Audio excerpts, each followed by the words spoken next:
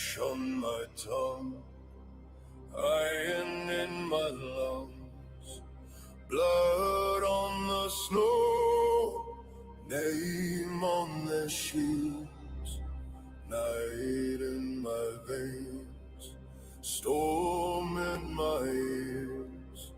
Wolves trace our steps, God's count our kills. You are waiting for Valhalla, I can hear it in your roar. Every scar a burning banner, every heartbeat keeps the door. You are waiting for Valhalla as the crows begin to call. If I fall in thunder. You are waiting for Valhalla.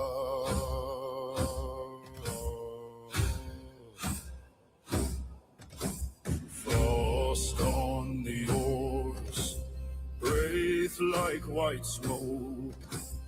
Eyes on the shore, fire in the dark. Oath on my tongue, salt on my clothes. If this is the end, let it leave a mark. You are waiting for Valhalla, I can hear it in your roar. Every scar a burning banner, every heartbeat keeps the door. You are waiting for Valhalla as the crows begin to call. If I fall in thunder. You are waiting for Valhalla. If I do not see the morning, carry my name in your mouth. Raise up the horn, pour the glory, let my children hear the shout. Hey! You are waiting for Valhalla, I can hear it in your roar. Hey! Every scar a burning banner, every heartbeat keeps the door. You are waiting for Valhalla as the crows begin to call. If we fall in thunder. You are waiting for Valhalla.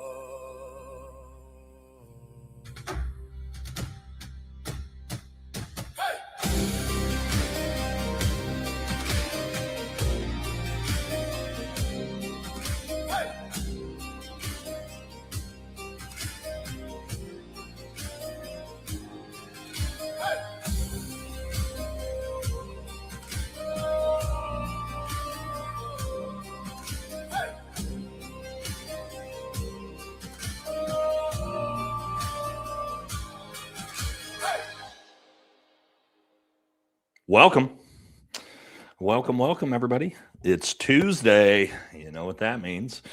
It's our weekly current events stream. We're here to see what's been going on all week. How's everybody doing? We got a good show tonight.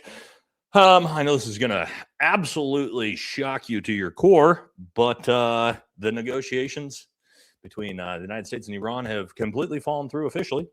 And Iran has stated they are done with negotiations. So, yeah, that's good, huh? It's almost, I'm sure by Friday, right? Let's see, it's peace. No, wait, what is it? No peace today. So I'm sure we'll have peace Friday, right? For our weekly insider trading, right? Our stock market manipulation. We're going to talk about what's going on with that.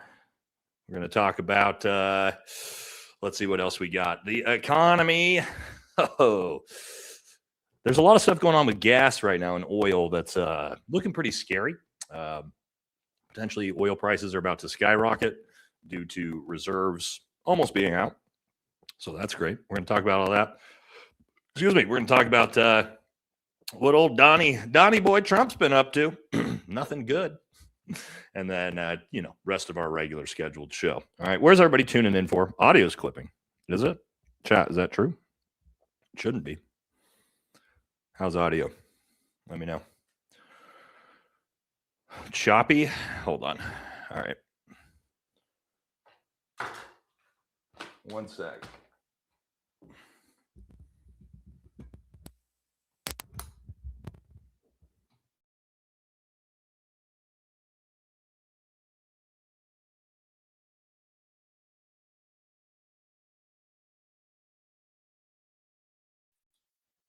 How about now?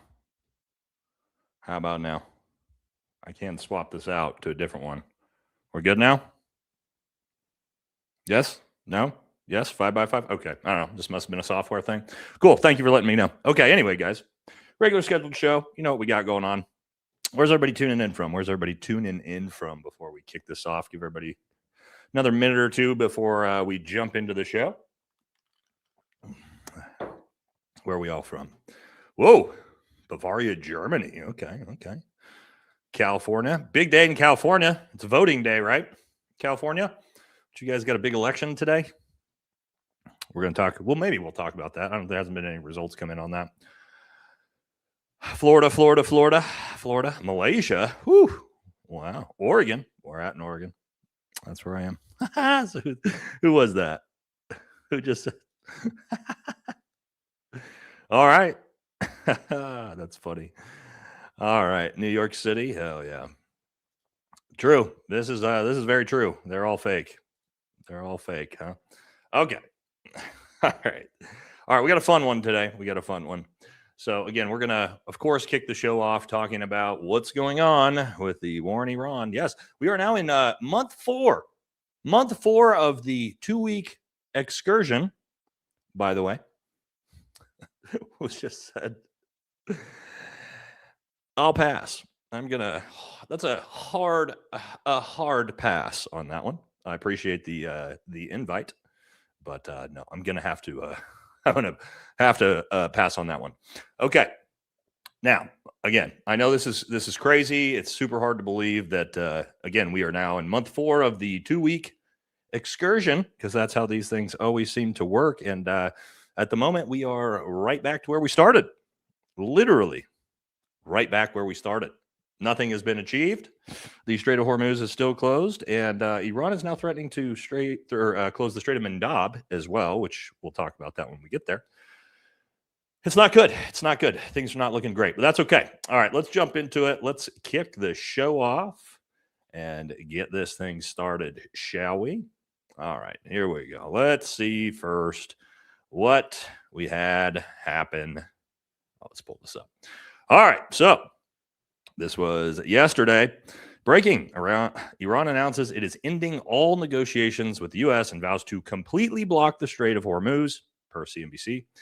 Iran says it's ending negotiations due to, guess what? Our greatest ally, repeatedly violating the ceasefire in Lebanon. Yes, and this is actually still one of the biggest conditions to peace. And yeah, well, we're going to talk about that because our greatest ally is just straight up saying out loud now that they are not going to allow Donald Trump to end this war. Also, as we see down here, Iran also threatens to block the Strait of Mandab. So we'll look at that once we get to that section on the oil. But what that means is potentially another 10% of the global oil supply cut off if that happens. Okay. Now, as it says here, oil bosses warn prices will soar in a matter of weeks as inventories near unprecedented lows. I mean, really, really low levels. We're approaching unheard of inventory levels, he said, according to CNBC. I mean, really, really low levels. You can debate whether that's going to hit those really, really low levels in 2 weeks or 3 weeks. Once you get to that point, then you'll see prices shoot up from where they are now. Nice. For now, the Iran-U.S. ceasefire talks are deadlocked while the Strait of Hormuz remains contested. So there you go. It's looking good. Now, get ready for whiplash, okay? There's going to be a lot of whiplash in this section because we're saying everything at once, as always. So this is Donald Trump yesterday. He says, Iran really wants to make a deal, and it'll be a good one for the United States. And then he said, just sit back and relax. It'll all work out well in the end. It always does. Okay. So that's coming from Trump. Now, here's more on why Iran shut down the negotiations. So it says Iran cites Israel's operations in Lebanon as a ceasefire violation, saying Lebanon was preconditioned for the deal, which we know it was. No talks until our greatest ally withdraws from occupied areas in Lebanon and halts operations in Gaza. Yeah, good luck. And Iran, the resistance front, are now planning to completely block the Strait of Hormuz. Great, and block the Strait of Mendab. So, okay, that's terrible news for everybody, including the global economy, as we see here. And also, yes, we can see our greatest ally is just continuing to bomb the shit out of Lebanon every single day. And we can actually see, yes, crude oil prices 8% up just today. And here's the actual chart. As we can see, this is the 5-day chart. We're gradually moving up. Back we go. So there we go, right? Now, at the same time that Iran has shut down all negotiations, Donald Trump also said yesterday, this is where the whiplash is, Iran really wants to make a deal, and it'll be a good one for the USA and those that are with us. But don't the Democrats and various seemingly unpatriotic Republicans, that's all of us, all us Democrats and unpatriotic Republicans here in this chat, understand that it's much tougher for me to properly do my job and negotiate when political hacks keep negatively chirping at levels we've never seen before over and over and over again. And that I should move faster or move slower, or go to war, not go to war, etc. Just sit back and relax. It'll all work out in the end. So keep in mind, Donald Trump is saying that he is not able to get a deal done because of political commentators. Because of political commentators, that is why we can't seem to get this deal across the table. Interesting. So again, as Donald Trump claims that Iran is desperate for a deal, here's Iran. There will be no ceasefire between Iran and the United States if the Israeli regime continues its onslaught. It will not happen. There is 0% chance of it happening. It is out of the question. Yeah, okay, great. So again, according to Donald Trump, Iran is desperate for the deal. According to Iran, yeah, they have no interest in the deal at all. So again, pretty bizarre. But at the same time, ready for some whiplash? Donald Trump also said this yesterday. I had a very productive call with PM Uncle Bibi of our greatest ally. And there will be no troops going into Beirut, and any troops that are on the way have already been turned back. Okay. Likewise, through highly placed representatives, I had a good call with Hezbollah. No, I'll take things that never happened for 2000, Alex. And they all agreed the shooting will stop. Their greatest ally will not attack them, and they will not attack Israel. There you go. That Donald Trump said here, there's complete peace in Lebanon now. And then this happened. Ciblé par au moins 2 séries de frappes israéliennes, notamment sur. We don't need the sound for that. We can't speak French. So yes, there we go.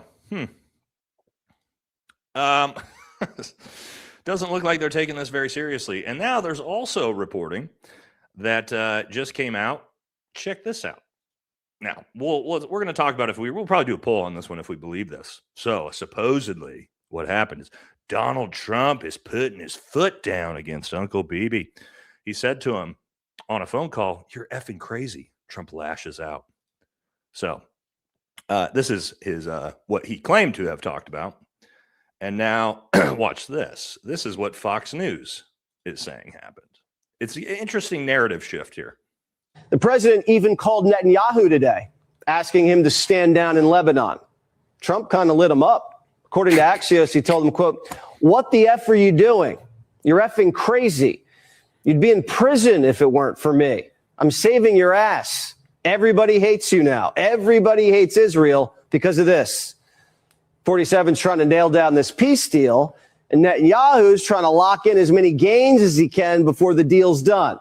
You know, crazy Oh, let's let Ricky cook. Why not? I didn't see this part of it. it is that Fox News of all media outlets is reporting this right now. And I'm sure it's just another psyop in an attempt to save face. But either way, for Donald Trump to admit out loud, "You would be in prison if it weren't for me," is an absolute admission of guilt. If that was any one of us that was not only harboring, but aiding and assisting a mass murderer, we would be locked up along with that piece of shit. But that's what Donald Trump's legacy is going to be remembered for. The president who not only assisted, but protected pedophiles, men and women who harmed children. The president that not only assisted, but participated and funded a mass murder campaign.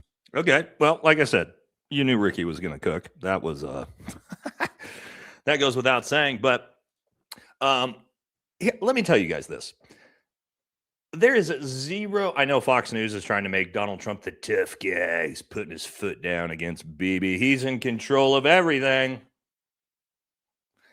I do not believe for 1 second Donald Trump spoke that way to Bibi.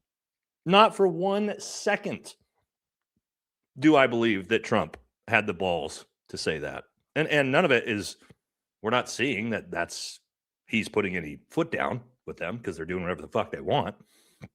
So let's do a quick poll. Let's see if we believe that. Did Trump curse out Bibi? What do you guys think? Of course, it's coming from Jesse Waters, so obviously the likelihood of that. But what do you guys think? Did Trump curse out Bibi? I just don't know if you curse out the guy who's got the pee-pee tapes on you. You know what I mean? Now, this is what they're saying in response. Look at this. So, this absolute psychopath, Ben Gvir, this was to Netanyahu, but he did it publicly, said, you said that a strong prime minister tells the president of the United States yes when possible and no when necessary. This is the time to tell our friend, President Trump, no. Oh, I didn't realize they get to make the decisions. Now is the time to do what's required necessary to strike Hezbollah, Lebanon, to unleash the hands of our fighters and restore security to the north. Huh. And then he said after that, Israel will not allow Trump to make a deal with Iran. Well, we're not going to watch that because it's in Hebrew, but as you can see here, yeah. So they're saying it out loud, ladies and gentlemen. I mean, they're literally saying it out loud that they control Donald Trump, they control the United States, and they will decide when this war ends. They're saying it out loud on Twitter. And who else is supporting it? Who else is cheering this on? Oh, that's right. Here you go. The face of MAGA, Lindsey Graham, who calls Donald Trump's planning Iran brilliant. Brilliant. Yes. Fantastic. Fantastic from Lady G. All right. What else? What else we got? Oh, yeah. We got Hegseth, who said the United States is ready to restart strikes on Iran if there's no deal. And there was no deal. There is no deal. So I guess we could just expect this week that the war is going to turn back on, which is kind of interesting. And keep in mind, we bombed Iran last night, guys. I'm a little confused because we're in month 4 and Donald Trump needed congressional approval for any strikes in Iran after 60 days. We're nearing what? 110 days now. How are we bombing Iran? It's completely illegal. Congress isn't going to do anything about it. You know how we're doing it is we're calling it self-defense strikes. These are now self-defense strikes, ladies and gentlemen. That is how we're framing this. This is it's a self-defense self-defense offensive war. As we again, it's wild out here. Let's see what else Pete's been up to, huh? What's Pete been up to? Just motivating the troops. And when you do your job, the adversaries know what's coming for them. And that's when they either step up and meet the fury of the American military or back down, and you create a whole bunch of options for America and the president with what he wants to. He thinks he's Winston Churchill, but oh, what a fucking dork. Execute on behalf of the American people. So right now, hey, Iran has a choice. Meet at the table with the president and give up their nuclear program. And as the president said, I'm lost on time, 2 days ago now, in the cabinet meeting, I'm sitting right next to him. He looks in the camera and says, well, Iran can either do it the right way with a deal across the table, or they can deal with my guy on the left. Oh. It happened to be me. But it's not me, it's you guys. Just look at everybody's faces. Look at the faces. And I get it, man. I feel bad for these soldiers. Look at the just deadpan faces here. Just, all right. Not a smile. Just looking at him. This guy is a fucking loser. And I get it, boys. I get it. It's rough out here. Also, hey, here's this. If you wanted to see the most unathletic guy on the planet. Wow.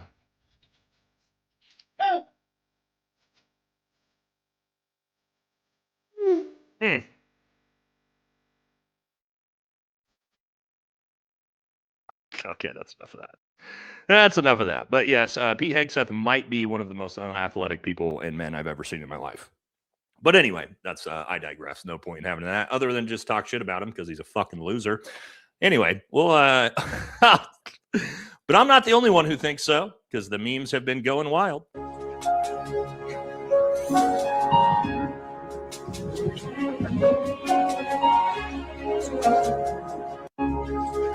One of my favorite movies, by the way, a little old school.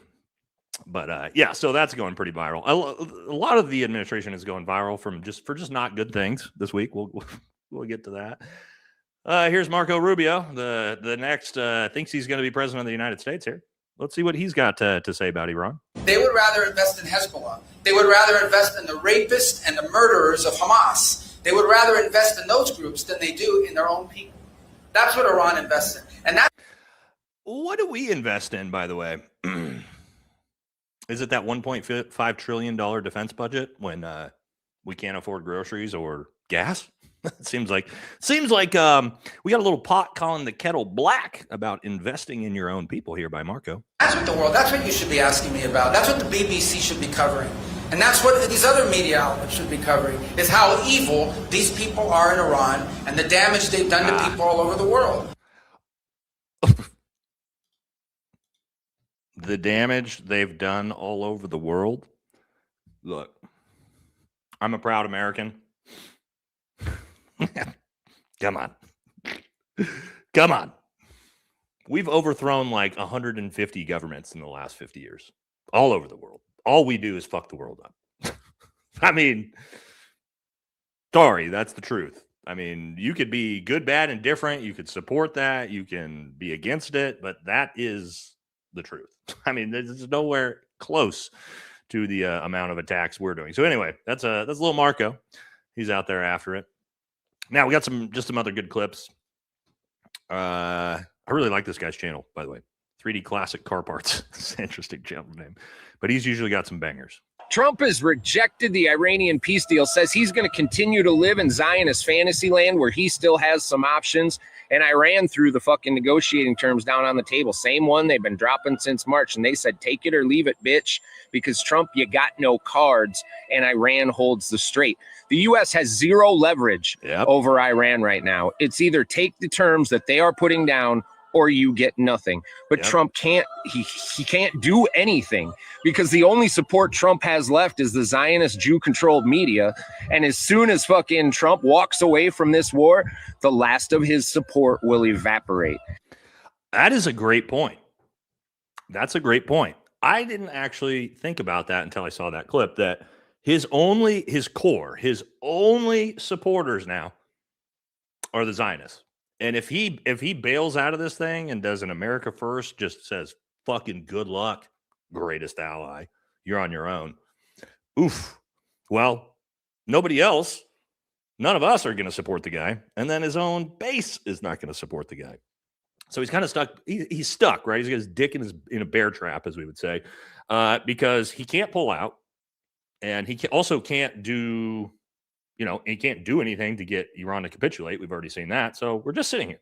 We're just going to sit here as global oil prices continue to skyrocket and the global economy fucking burns into the abyss because this guy is stuck. He's got us completely stuck, or himself completely stuck. Now, don't worry, because some people think he's doing a great job. Newt Gingrich said, after spending this week reviewing the Iran war, I am now convinced that President Trump is on the edge of a historic victory. Victory, huh? The real breakthrough for me came as I reviewed President Trump's decisions and maneuvers, not from the standpoint of American unilateralism, but from the standpoint of the leader of a remarkable, historic coalition. What coalition? Not a single ally has joined us. Not one. Anyway, And he goes on and on and on. There are people that think, like, what's the victory? What would the victory be? What's the victory? No regime change. We don't have access to their uranium. Their nuclear program continues. We don't save the Iranian people. We get the Strait open. That's the potential victory, I guess. Again, I don't know, guys. I don't know, guys. It's rough out here. Now, at the same time, if you didn't watch my video on this today, we also got this going on. Yes, a congressional provision that they buried into a bill recently. That is a proposal to fuse the United States and and the Israeli military.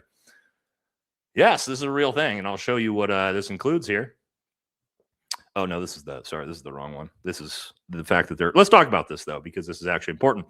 Because we're talking about fusing and merging our military, the American military, with the IDF. Now, what's the problem with that? Our militaries are not allies. A lot of you guys already know this. A lot of people don't know this. We have no defense treaties. We have no formal alliances with the United States. We have them with Japan and South Korea and Britain and Australia. We're not allies. That means, again, we have no legally binding treaty of obligation if one of us were to go to war. So why would we be fusing our militaries with a country that's not our ally? I mean, yes, we do give them billions and billions and billions of dollars, but that doesn't make them a military ally. They're legitimately and objectively not an ally of the United States. However, Congress is still trying to merge our militaries together.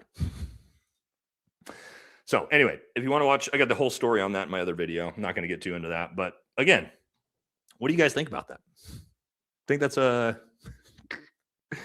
like, imagine if that's no different than if we were like, now we're fusing our militaries with Russia, with China.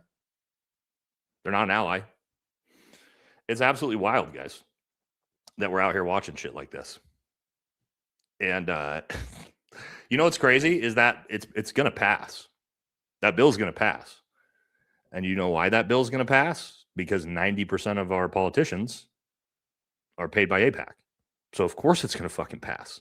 And the entire point of that bill is to basically create a quagmire that links through finance, through all different, everything that they can do to link the two militaries together, quagmire them, make it a can of worms. So that way it makes it almost impossible to untie them.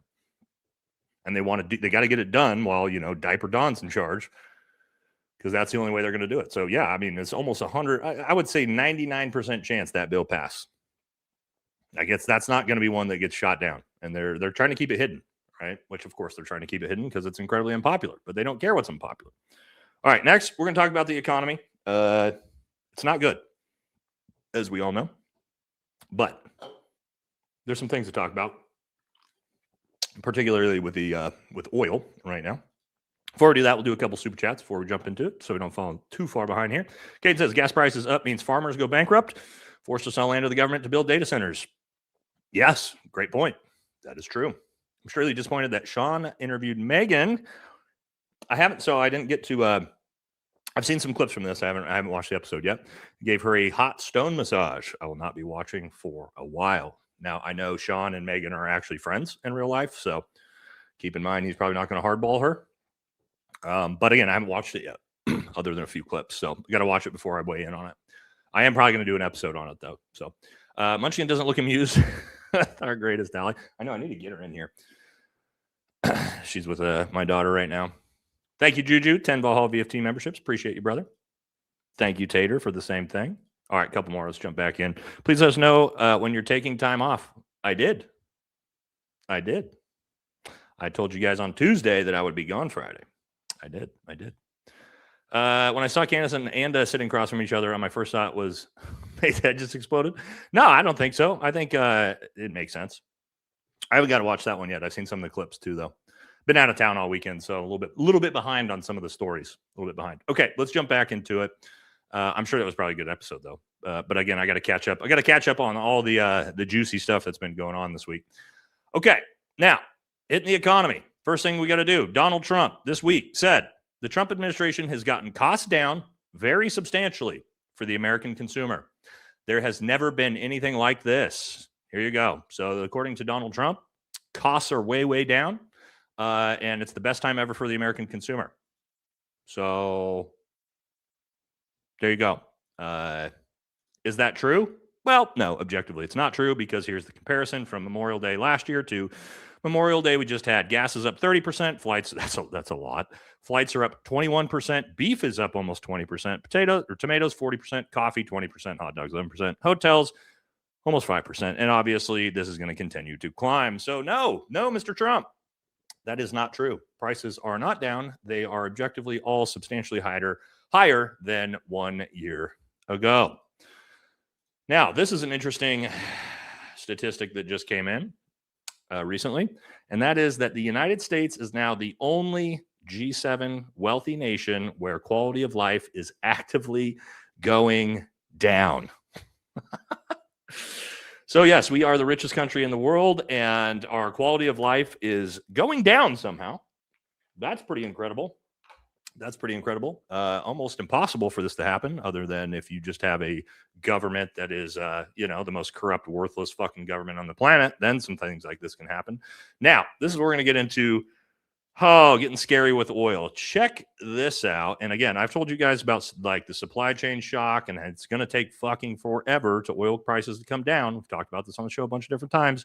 Even if the war were to end today, this is what the oil's future market is showing of if the war ended today, how long it would take gas to get down to, I believe, $3 a gallon. So how long is it going to be before we actually start to see some relief? Look at this. This is where we were before the war started. This is where we are right now. There's a huge amount of time that it's going to take, according to the futures market, before we get back down to that sub $70 an oil level. Look at this, 2032. So according to the current oil's futures market, if the war ended today, it would take 6 years for gasoline prices to get back down below $3 a gallon. That's if it ends today and everything goes perfectly.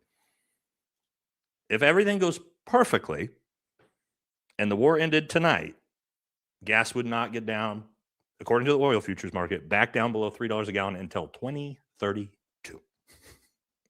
And this right here, where was that? Where was that comment? That was a good comment. Somebody just said, that's being optimistic. For sure. That's super optimistic. Super optimistic. And again, we're still working off a lot of global reserves. Here's some other things that are going on. When we talking about this, diesel is starting to disappear. This just happened at my local gas station in Fort Myers, Florida. As you can see, they're out of diesel fuel. I asked them when they're going to be getting more in. They said, we don't know. Meanwhile, U.S. diesel stockpiles just hit their lowest level since 2003. Are we about to have a gas shortage in America because of Trump? So, who needs diesel the most? Farmers, obviously, ranchers, for the freight industry, right? If there's no diesel, then we're cooked. And yeah, people are talking about famine is coming. Yeah, 100%. That's exactly what we're going to see. Truckers, farmers, trains, ranchers. You guys are right. Yeah. And now we have a massive diesel shortage coming, which is going to do what to prices? Make them go straight vertical. Yeah. It's wild, guys. Now, this, I didn't know this. Let me ask you guys, have you noticed that your gas tank, after you filled it, does it feel like you're running out of gas faster than you usually do? I didn't know this was happening, but apparently there was some recent changes to what they're allowed to do with our gas. So this was super, super interesting. And Eric also has a great channel as well. I watch a lot of his stuff.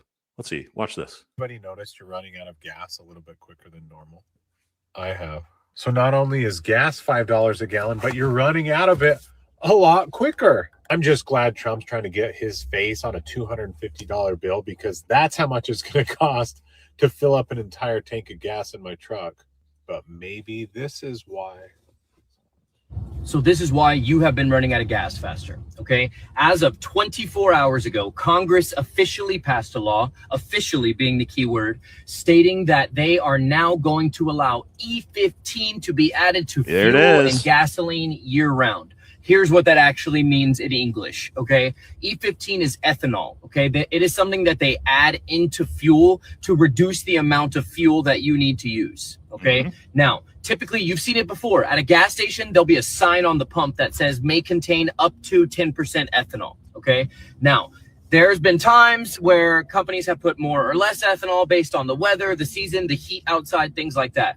Additionally, like I've been talking about for months, there was a time during World War II where the federal government gave oil and gas companies in America permission to add additional levels of ethanol to the fuel in order to reduce the effects of fuel rationing. I have been saying that this had been happening for months since we entered into Iran. This is why you have been running out of gas more quickly.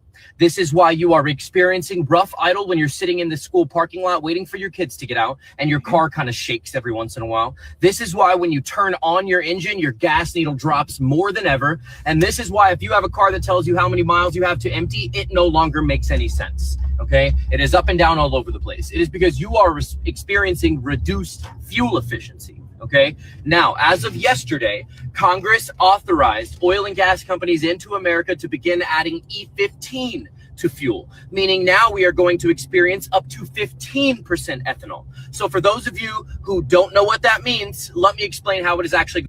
All right. So great, right? Now you have less actual gasoline and it costs more. So they're hitting you twice. They're hitting you two different directions on it now.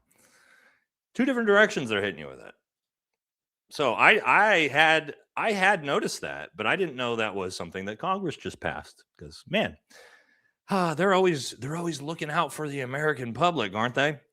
And again, the idea behind that is, well, it makes you feel like you're not paying as much when really you're actually ending up paying more at the pump. But don't worry, you should be grateful, according to Scott Bassett here. The whirlwind, we'll get to the other side of this. The economy has been very resilient through all this. What? Look, for many families, it's not nothing, but it's been less than $200 in extra the gasoline cost. $200 in gasoline costs just to your tank does not factor in the cost of inflation on all the other fucking goods that you buy, including food. That's why these people are fucking intellectually dishonest. The world. But you should be grateful they're not higher, guys. You should be grateful that they're not higher. Now check this out, man. This guy does some wild mental gymnastics here to explain away a bad economy. Watch this one.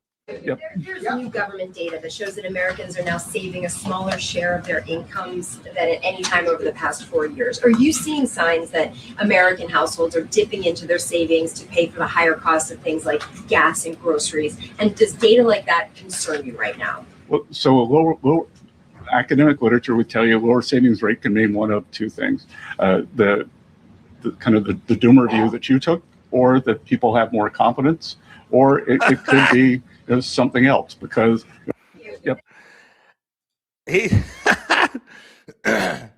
he's saying excuse me, the reason why savings are going down is because people are so confident in Donald Trump.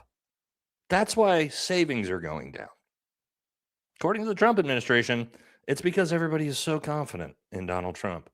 Not because the economy is terrible and the affordability crisis is spiraling out of control. It's that confidence they've got in Donnie. So they're willing to spend all their money, I guess. That's a crazy, crazy take. But also, it's a take from a guy who this is his focus. Yeah, says the global economy is in the fucking absolute shitter. What's he worried about? Oh, Treasury Secretary says he is working on legislation to make it possible for Donald Trump to be on a new $250 bill. And also, guys, you know what's interesting about this? We don't need to watch the clip. If you need a $250 bill, what that tells me is inflation and prices have skyrocketed out of control. And that's why we need bigger bills that we never needed before. Also, not a good thing. Not a good thing. But yes, so they are actively trying to put Donald Trump on the new $250 bill. That's a real thing. They're putting legislation for it. Again, they're hyper focused. Now, you want to get some of the other craziest takes you'll ever hear in your life? Watch this. Watch Fox News explain this. Here we go. Last but not least, one trend in True Brand is making a big comeback as consumers tighten their wallets. And here it is, Hamburger Helper.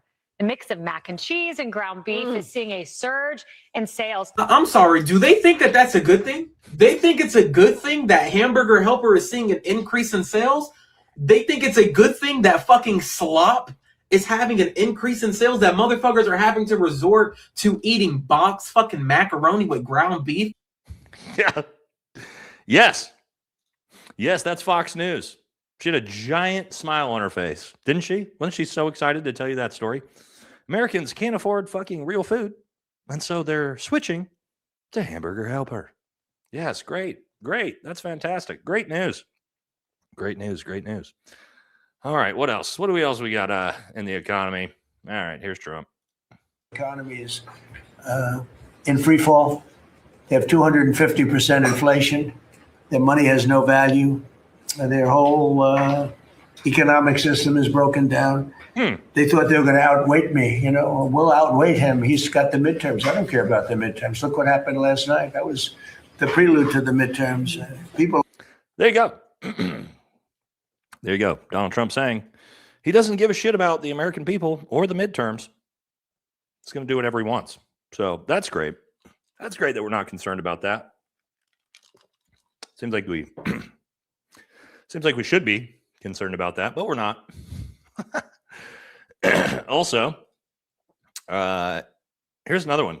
This is also really interesting. Anybody remember Bitcoin? How they told us Bitcoin, the reason why you want Bitcoin is because the government can't take it from you. You know what I mean? Well, it turns out, no, that's not true at all. As Besant here, he's got a lot of hitters. We've seized about $1 billion of Iran's crypto. Just grabbed it out of their wallets. Huh. Now, I thought you weren't supposed to be able to do that.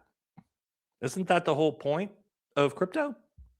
Is the government can't just literally seize your crypto wallets? Well, turns out, ladies and gentlemen, yes, they can. They can literally just seize your crypto wallets and take your crypto. So crypto no longer is a hedge against the government, which makes sense because Bitcoin was obviously started by the CIA. If you didn't know that, then, you know, there's that. But again, just one of those interesting ones where the government is now seizing crypto. So, okay. One final one, because why not? Here's this psychopath. She says, Laura Loomer claims Ebola outbreak will hit the United States right before the midterms. Great. I wonder where she gets that information from. Last one, just about the economy. If you're considering buying the new iPhone 17e, well, you should probably listen. Well, it looks like this is the last iPhone I'll be purchasing or ever recording on, because Apple just announced a chip partnership with iState. And I'm not comfortable with that at all. All right. We all saw what those iState chips did to them pagers, right? And even this conspiracy surrounding Charlie's microphone. I don't want nothing from over there. Nothing. Yeah. So just keep that in mind. If you're going to buy the new iPhone 17e, the chips in it are made by our greatest ally. And they don't have the best track record, given those pagers, for me being willing to put that thing in my pocket. So I don't know what you guys think about that, but no, I'm good. I guess I'm not buying the new iPhone. Got to go with the one before that, or not buy one at all. Maybe switch to Android. Never had an Android. Anyway, okay. Now we're going to get right into old Donnie. What Donnie's been up to. I'll give you a little hint. We're going to hit some super chats first, but little hint to kick things off. Yes, Donald Trump said yesterday that the Bible has guided many of his decisions in life. I don't believe you. I don't believe you, nor do I believe that he has ever read the Bible. I don't believe that for a second. I don't know what you guys think, but very, very hard pressed to tell me he has ever actually sat down and read the Bible once. But anyway, just a little preview. All right, let's do a couple super chats and we'll jump into that. Hey, brother, me again. Did you see Gary called you out in a video? Yeah, for the 800th time, man. Makes me wish I didn't go on his podcast. It was disingenuous, turning from Texas. Yeah, that's his thing now. So it is what it is. I don't know. I just laugh when I see it. Rubes, what's up, Rubes? Taco Tuesday money, literally enough to buy one taco. Yeah. Well, maybe I could get two. Maybe I could get two here. Maybe we could get two. Thank you, Rubes. Appreciate it. Pep Gwynn says, watch for member response to the U.S. military fucked up defense authorization proposal in Congress. Yes. We should actually. Yeah, I want to know who put that bill forward. I haven't seen that yet. Still looking into it. Well, Jesus, that profile picture is too much, so I'm going to change that. Trent Buckner. Oh, that's my good buddy. Well, that's not Brent, but that's a good joke. I used to call him that. For people who are in the service, do you think they should get out ASAP due to the merge with our greatest ally? I don't. Yeah, I mean, who knows, man? Who knows? We'll see. We'll have to see what comes forward and what that actually means. It's you got to make your own decisions, but things are getting weird. Keeping my powder dry for the moment, but we need people to really look at the cage being lowered on us, watch and talk, but they're moving in. Okay, let's hit Donnie D. All right, Donnie D. See what he's up to. He's got a lot of bangers this week. Here was the one we just talked about. Yes, Trump said, I don't care about the midterms. Yeah, President Trump said during a cabinet meeting on Wednesday that he isn't concerned about making a deal with Iran, adding that he doesn't care about the midterms. And what he said he thinks is the regime's calculation that he has to negotiate a deal before November. So keeping that in mind, Donald Trump is literally saying out loud he has no interest in ending this war before November at all. So how long is it going to go? Right? He has no interest in ending before November when it would make sense for him to do it. But yeah, I don't think he's got any interest. This one's interesting. Old Trumpy boy is claiming that he's going to attend Madison Square Garden for one of the Knicks finals game. Now, this is a little confusing to me because I thought it was too unsafe for him to be anywhere in public. That's why he needs the ballroom. Remember? He desperately needs that ballroom because it's too dangerous for him to be public. But now he's just going to be front and center at Madison Square Garden at a Knicks game in public. Also, can you imagine the booze he's going to get in New York? Holy shit. He's got balls showing up because I imagine he's going to get booed out of the room. Now, some other things about Trump this week, talking about his recent physical that he had. This is what his physical lists him at, because this is how we got to take things seriously. President Trump's latest physical lists him at 6'3", 238 pounds, almost the exact same size as me. And also, joke down here, unofficial reports clock President Trump at a 4.38 40-yard dash. But yeah, he's the exact same size as DJ Metcalf. The exact same size as DJ Metcalf. And then here's another picture. You hate to see this. My favorite fighter. But anyway, just size-wise, Alex Pereira is 6'4", if you didn't know. Donald Trump is claiming that he is 6'4". I'm not sure. What do you guys think? You guys think that you think both of these people are 6'4"? Alex actually is. But he's looking closer to, I keep telling you guys, about 5'10". And yeah, he's like 4%, according to his physical, he's like 4.8% body fat as well. All right. Oh, yeah. Hold on. Is this the one I wanted? I think this is the one we wanted. More about President Donald Trump's recent physical. Shortly after the exam on Tuesday, he simply said that everything checked out perfectly.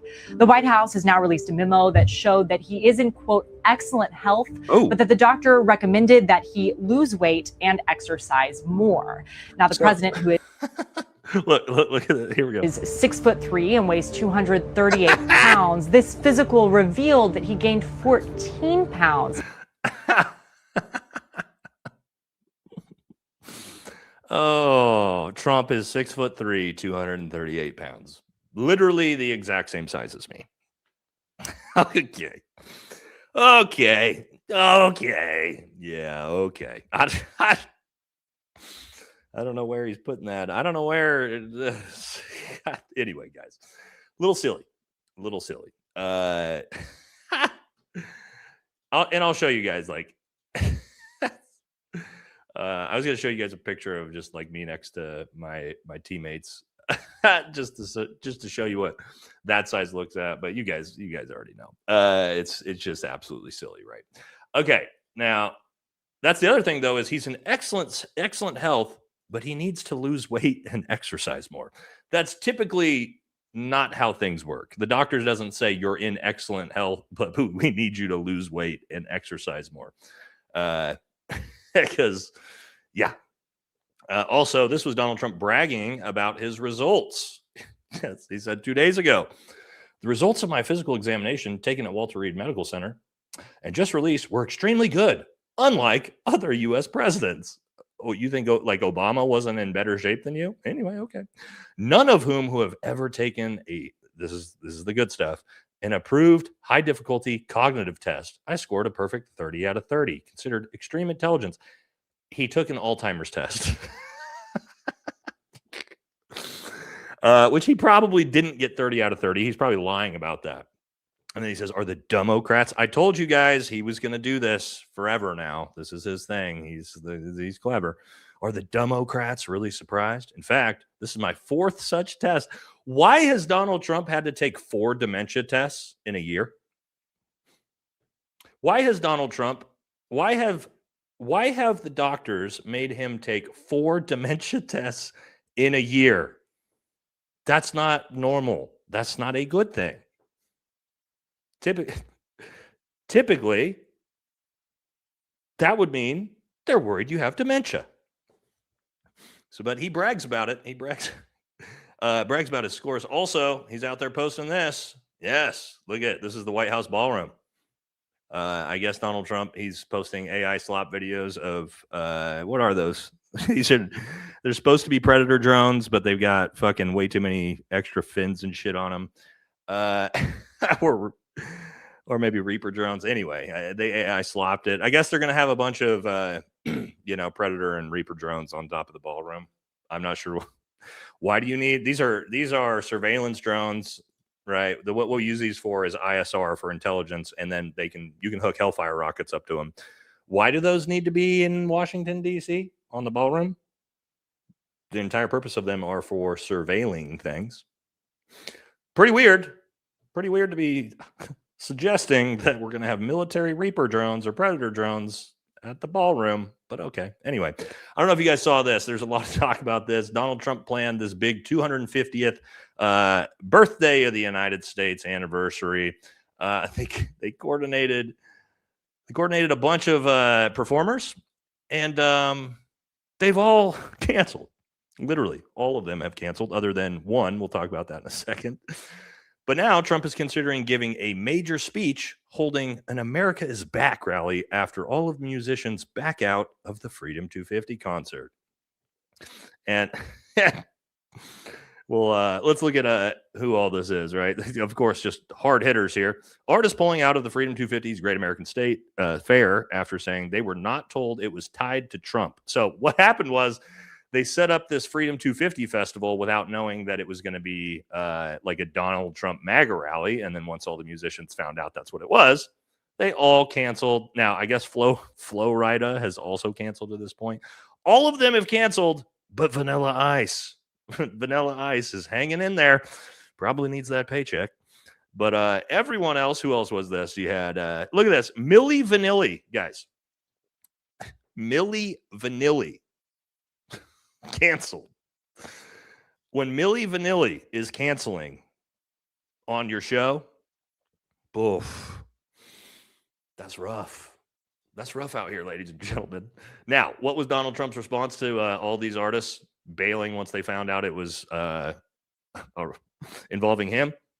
Trump said, I understand artists are getting the yips. having to do with their performance on Wednesday. So I'm thinking about bringing the #1 attraction anywhere in the world, the man who gets much larger audiences than Elvis in his prime, and he does so without a guitar, the man who loves our country more than anything else, the man who some would say is the greatest president in history, the GOAT, Donald J. Trump.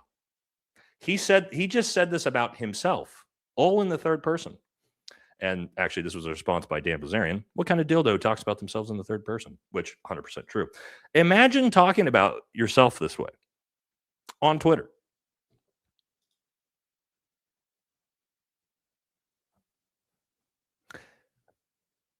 Just the level of psychotic delusion. It's absolutely wild, ladies and gentlemen. Anyway, pretty funny that that festival is not going through. But what else do we have going on? We have, of course, the UFC at the White House. You guys know that's coming up. And guess what? BB has announced that he will be there. Yes, he will be there. Benjamin Netanyahu is reportedly set to attend the upcoming UFC Freedom 250. Keep that in mind. Think about that. So here's what I'll say. I've talked about this before. I tell you guys, I never use my platform to tell you guys or suggest boycotting something to you. However, I have made it very, very clear that I will not be watching that. I will not be supporting that in any way, shape, or form. And, I actually will, in this one very, very, very, very rare occasion, suggest to you that you also do not support, not that you would, that UFC event at the White House with BB there at the event. Yeah, I'm good. I'm going to pass on that one. You guys can do what you want. Now, this is one of the most viral clips. I think the main clip of this had over 100,000 shares last time I saw. And that was JD Vance ripping ass and just obnoxiously ripping ass and crop dusting everybody as he came into this room. This is omega viral. This is a different angle of it.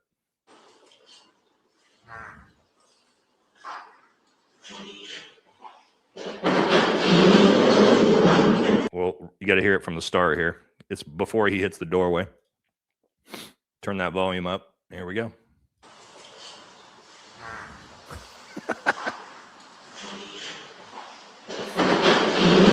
Just ripping ass and crop dusting everybody. Which, again, look, we're all human beings. We all do it. But, I mean, really, dude? Really? Right in front of everybody? Anyway, that's the only one we got on JD tonight because, yeah. But doesn't care. Doesn't give a fuck, I guess. Now, we're going to jump into some Trump administration stuff here. They've got some great things going on, and then we'll hit some super chats here. Little preview of what we're going to be talking about. Here's Mike Johnson saying, calling the president of the United States a pedophile is highly disrespectful and offensive. I'm asking everyone to refrain from this kind of language and behavior. Well, here's the problem, Mike. He is. What do you want people to say? What do you want? What do you want from them? So he is. We know that. We got the Epstein files. So I know. I think we're going to go ahead and continue to do that. I do it all the time. And I'm going to continue to do it. Because, again, the one thing he has never sued anyone for, ever, is if they call him a pedo. Isn't it amazing? The guy who sued, probably had over 1,000 lawsuits in his time, has never sued anyone who's made those claims. It's almost like a discovery in that defamation case would be wild because you'd have access to all the files, the e-files. All right. Now, let's hit some super chats real quick, and then we'll jump back in. Oh, big donation from James. Thank you, brother. $100 donation. Very, very generous. If you're pissed off about Section 224 of the NDAA, this is, guys, he's talking about the merging the IDF with the United States military here. That's what Section 224 is. Call your Congress criminal and express your outrage. Don't email. Call and encourage everyone to do the same. I agree with this for sure. Keep their phone ringing off the hook. Complaining on the internet is not enough. Yeah, this is actually a very good thing to do, especially with your own representatives locally. This type of thing, if they get bombarded with it, can oftentimes force their hands because they know their own constituents are paying attention. And so this actually is pretty good advice. So, yeah, obviously I'm going to use my platform to make content so I can show it to as many people as possible. But if you guys want to do that, then that's a great way to do it too. So thank you very much, James. I appreciate you. And that's good advice because God, big yikes, big yikes. Rick says, look, this nice little kitty here. Hey, brother, my barn cat just had kittens and wanted to introduce everyone to Loki, the common access cat, because he's the only one who comes inside as he pleases. Love the show. We need barn cats, dude. I need a couple barn cats for the property. Haven't got any yet, but that's very cool. Thank you, Rick. Appreciate you. Good looking kitty, by the way. Your thoughts on housing Flack Bill Pult becoming acting? Housing Flack Bill Pult. Can't ever say his name. Becoming acting DNI to replace Tulsi. Yeah, he's got no experience, as far as I know, at all in intelligence. So it sounds like a perfect fit. Sounds like the perfect fit for him because this is the Trump administration. So we want to make sure whoever we're going to put in the position has zero experience in that field. Kash Patel, Dan Bongino. I guess Pam Bondi technically was a lawyer, so attorney general. RFK, Pete Hegseth. These are all people that do not have the qualifications to be in the position that they're in. So fuck it. Why not? Throw them in there.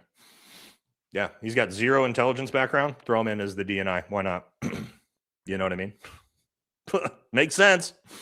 Makes sense. If AI centers are allowed to have modular nuclear energy, then our cities should also. Yeah, I guess. At least for power. Trump yelling at BB is their foreplay. Sup, fam? Hope you're doing well. Thank you. I am doing well. Hope you're doing well as well. All right, a couple more, and let's jump back in. Teresa says, what worked for you to keep morale in your hardest moments at war? What works when things get grim? Your buddies to your left and right, to be honest. I mean, here's the truth. And I think anybody that's ever been in the military or, been to war, combat knows, will tell you this. If you can have a pretty good time and enjoyable doing the worst, most negative shit in the world, or as long as you're surrounded by guys that you like being around, you can go through just terrible shit. And if you're surrounded by a bunch of guys that you can have fun with almost anything, right? You go to the field, it's just horrible training. It's just pissing rain on you the entire time. You would be depressed, but your boys are all funny as hell and you love being around the dudes or girls or whoever you got going on. You can have fun pretty much in the worst case scenario. And I'll show you a little clip of that in Gaza later. But yeah, man, you got to have humor. Yeah. Dark sense of humor. Yeah, that's a good one too. But yeah, good buddies, good friends, man. Good friends. You can be in a prisoner of war camp, but if you're in the camps with people that you like, you can still you can get through it. So that's the biggest thing for me was the dudes. Okay. So, I want to do this one first. Or no, I want to pull this one back up. So again, he's getting called a PDF so much that the Speaker of the House is crashing out and crying about it. But at the same time, he is claiming, and who says this about themselves? Absolutely. I mean, again, dementia out of his mind. All caps, I am the most respected president ever. Okay. That's objectively not true, by the way. But I mean, to say this about yourself is absolutely insane. But why not? All right, some more Trump admin. Well, we could call him Republican Party. Here's a guy that'll never fail to disappoint you, Rand Paul, who says, war virtually always ends with negotiations. Critics of President Trump's peace negotiations should give President Trump the space to find an America First solution. Ah, yes. Rand Paul, giant cuck for Donald Trump. Massive disappointment to his dad. So, yes, anybody who thinks this dude is a conservative libertarian, get the fuck out of here. He is worthless. Worthless, dude. Giant cuck for Trump. So, let's also look at some other ones. Here's another one. Nancy Mace. That's who, by the way, somebody last week told me to pull up the picture of Kyle Kalinske talking about Nancy Mace and her beans. So, hold on. Let me pull that up because it's relevant to the it's relevant to where is Kyle Kalinski's response? Oh, here it is. Okay. So this is let's get some context here. So this was a picture of Nancy Mace with that is an unusually large case of beans, and Kyle from Kyle Kalinski's show said, "That's a lot of beans, you nasty ass bitch." And then following that, Kyle posted this as Trump has snubbed Nancy Mace and endorsed Pamela Yvette for South Carolina governor. Yes, and again, if you didn't know this, Nancy Mace is a huge cuck for Trump. Pray for President Trump. These are all recently, by the way. Please get on your knees and pray for President Trump. Pray for America. Pray for our president. And then and then all of that cucking for Trump. Yep, didn't matter because Trump still endorsed her challenger. Instead, Kyle says, Beansy, which is obviously her new nickname, Beansy basically agreed with Trump 99.99% of the time. The only dissent on was only the only and only dissented on the release of the Epstein files and taking down child traffickers. Oops, that's a deal breaker for the pedo in chief. It is hilarious though that one, she did all that simping for Trump and he still just kicked her to the curb, but also Kyle's response. Now, hey, remember this? Remember her? Pam Bondi. Pam Bondi is back, ladies and gentlemen. And she has now been appointed to a White House advisory committee focused on artificial intelligence. And again, to my point, what experience does Pam Bondi have in the AI sector? Literally none. So she is probably a perfect choice for her to be on the advisory committee for a subject she knows nothing about. Because again, this is how the Donald Trump administration works. Also, welcome back, Pam Bondi. Welcome back, Pam Bondi. Okay. Here's just one we should probably always just pay attention to. So Peter Thiel, if you guys know, that's Palantir's one of Palantir's founders and JD Vance's daddy. Well, it says temporarily here, but I don't believe this is temporary. Has relocated his family to Argentina, enrolled his children in school there, brought property partly due to Thiel's concerns about the United States' future. Yes, the guy running Palantir, the surveillance network that we're all concerned about, has fled the country and is now living in, Argentina. No way. A great place for a lot of these people to flee to. So that's a little sketchy that the guy who's trying to turn the United States into a surveillance state dystopian nightmare is leaving the country because he's worried about how shitty it's going to get. So again, just some things to think about, things to pay attention to as we're moving forward in these. Okay, now we got to get into the influencer world, the media world. We're going to do we're just going to look, there's good and bad. Let's start with the bad first. And if you guys didn't see this, oh my God. Oh my God. Jesse Waters and Benny Johnson talking about masculinity and testosterone levels. Oh yeah. These are the two guys, when I think about masculinity and testosterone, that comes to mind. Jesse Waters and Benny Johnson. Here we go. The reason why Democrats are failing is because they've given up on masculinity. They've given up on testosterone. They've given up entirely for effeminate, estrogenic, catty, and totally embarrassing candidates like Beto and Beta here. And most importantly, the American people know what leadership looks like. It looks like President Trump winning 119 out of 119, a 100% endorsement record. Donald Trump is winning across the board. He's showing strength. He's showing call once again. Wow. Benny Johnson talking about masculinity and low testosterone. That might be... of all people, like the most beta, low T, obviously closeted gay dude in the conservative space is talking shit about testosterone levels. Please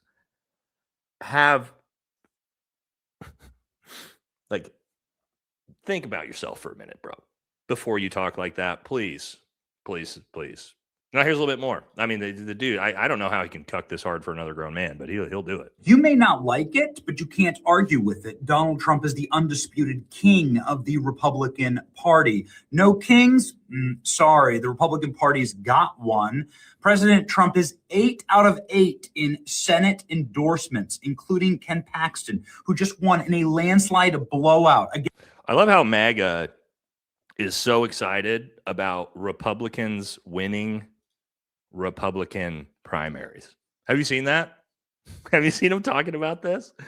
Have you seen him talking about this red wave because of all the Republicans that won? It's like they were fucking primaries. It's a Republican. It's a MAGA Republican. Like 90% of those were a MAGA Republican against a MAGA Republican, and a MAGA Republican won. Yes, that's not really how this whole thing works. Also, like calling the dude a king. Like again, there's nothing less masculine than a dude cucking. That dude is a cuck for Trump. There's nothing less masculine than that. It's the most that clip was one of the most emasculating clips I have ever seen. Talking that way about another grown man, a politician. Wow. Now, also, the Unfuck America tour posted this. You guys, it's June 1st. It is June, and you guys know, hey, look, we're huge supporters of the, gay community on this channel. We're supporters of every community on this channel. And so I did like this post, and we do want to actually shout them out. So from the Unfuck America tour, again, it's June, it's Pride Month. So yes, happy Pride Month from our team. Every day this month we'll be honoring gay icons who helped shape America. Day one, of course, Benny Johnson. So congrats to the GOAT of the MAGA movement for making day one of Pride Month on the Unfuck America tour. So congrats to that.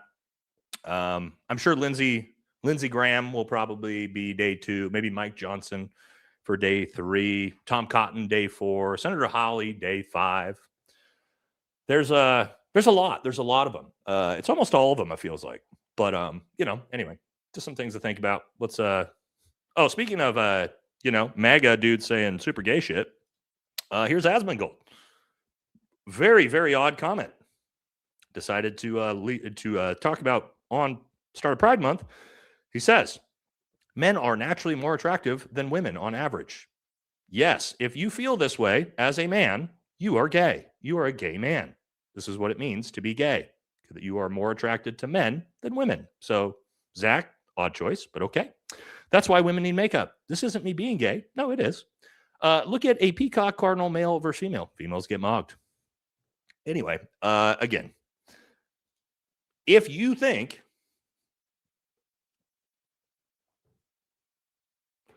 that men are more attractive than women, you're a gay man. And that's fine. There's absolutely nothing wrong with that.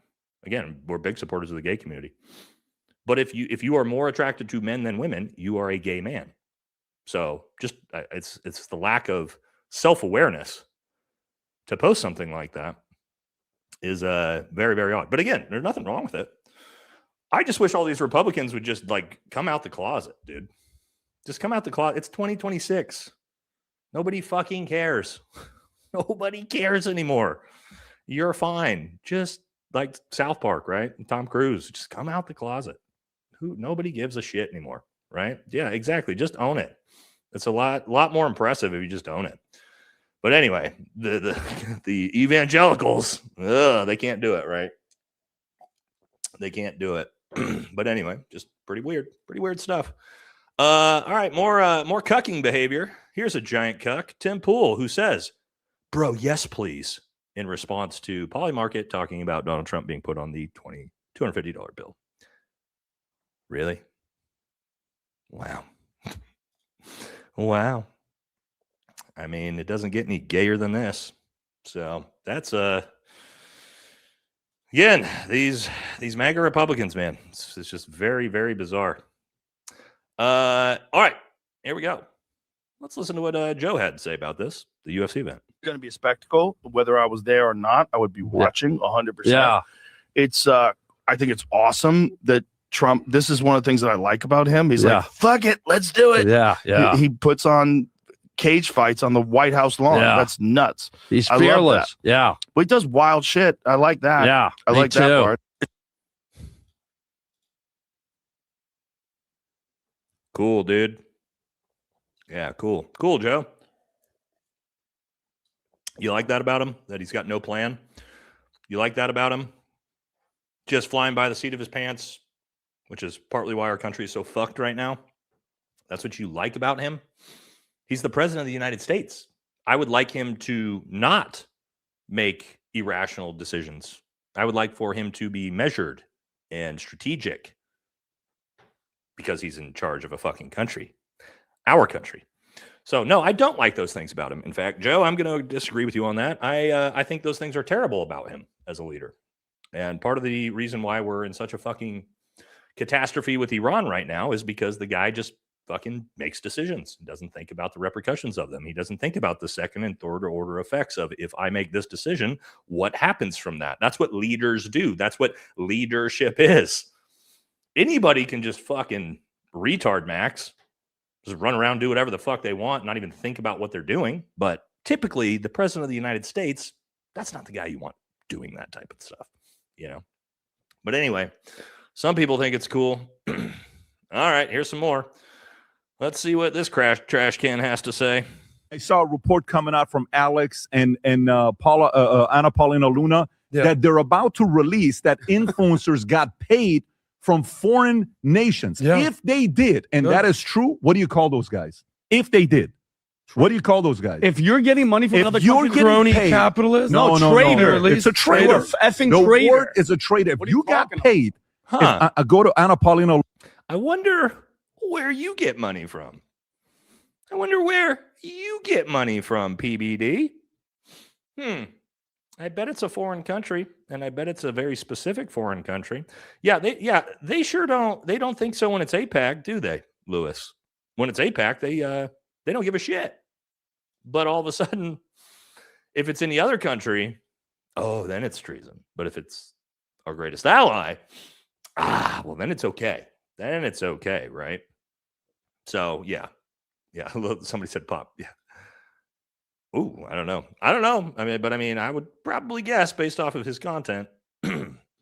Now, all right, we got past all the worst takes. Let's get some good ones. This guy who's like, release the Epstein files, hold people accountable, prosecute pedophiles, get out of foreign wars. That guy loses to a guy who's like, talking about Thomas Massey and the Ed Galrain race. Let's cover up the Epstein files. Yep. Let's not prosecute pedophiles. Let's go to war with your kids. Yep. You would think just platform to platform. That's a tough sell. Like, that's a hard sell. This guy who's like, release the Epstein. Yeah, but it didn't matter, did it? Didn't matter, did it? All right, one more, just because this. I don't know if you guys have seen this clip between Matan and Matan. Sorry if I'm saying your name wrong, brother. I don't know exactly how they say it. Matan, I think. I watch his stuff. He's super funny. We watched it last week. He just watch. This is good stuff. The hell did Trump pardon you from jail? I don't know. Ask President Trump. What happened? Did you offer him like a sexual favor? You're quiet about it. Are you under some NDA? You know what's going on in my brain right now? You're talking and you're going yap, yap, yap, yap, yap. I actually asked you a pretty tame question. I said, You think it's tame to ask me if the president of the United States bartered with me on sexual favors? No, I was referencing. You think that's fucking tame? You think that's a fucking normal question you ask a human being? Yes, actually. In your case, Fucking absolutely. lunatic. Why? In your case, absolutely. This kid makes me laugh every time I watch this stuff. I don't know how old he is. I shouldn't call him a kid, but I'm sure he's much younger than me. But I've been all the times I see his clip, it's always something funny. Yeah, sassy is a good way to look at it. Okay, now let's get into what's going on with the Democrats. I don't know if you guys saw this. This just happened, and it's actually kind of wild. And that is, Cenk got banned from the United Kingdom. I believe Hassan did too, but I mean, that's his nephew. I think they were together. Guys, I just got banned from the United Kingdom. Just got back from the airport and I was going to get on a flight to go to London. And they said, I'm sorry, sir, there's a problem. I said, what's the problem? They said, you've been banned from the United Kingdom. They said that the British government has rejected my visa. They did not give an explanation at that time, but we now have the explanation. It was in an article in Times of London. What horrific criticism of the British government did I have? They said, oh, no, he didn't criticize the British government. You'll never guess which government's criticism got me banned from the United Kingdom. Oh, you guys already figured it out that it's Israel? Yes. I know it's shocking, but you are correct. I got banned from the UK, not for criticizing the UK, but for criticizing Israel. This is crazy. Now in Western governments, we're allowed to criticize Western governments. We're allowed to criticize our own government. We're allowed to criticize anything we like, except the government of Israel. We have been besieged. They say you're not allowed to say things that are actually happening. Am I allowed to say the UK banned me, or is that an anti-Semitic trope? This is really Kafka-esque. The people in charge, both the government and the media, keep telling you things that are patently absurd. In fact, in this case, as you'll see, the things that they charge me with are literally not true. And they have literally banned me for saying things that are factual and indisputably correct. How crazy is that? That he was banned from the United Kingdom for criticizing a different country's government. Holy shit. Because that's coming here. That's coming here too. Also, let's be honest with Jank, that's pretty high praise. I mean, if you're getting banned from foreign countries because you're noticing too hard, I mean, Jank, I'm going to give you one of these. I'm going to give you a thumbs up. That's pretty based.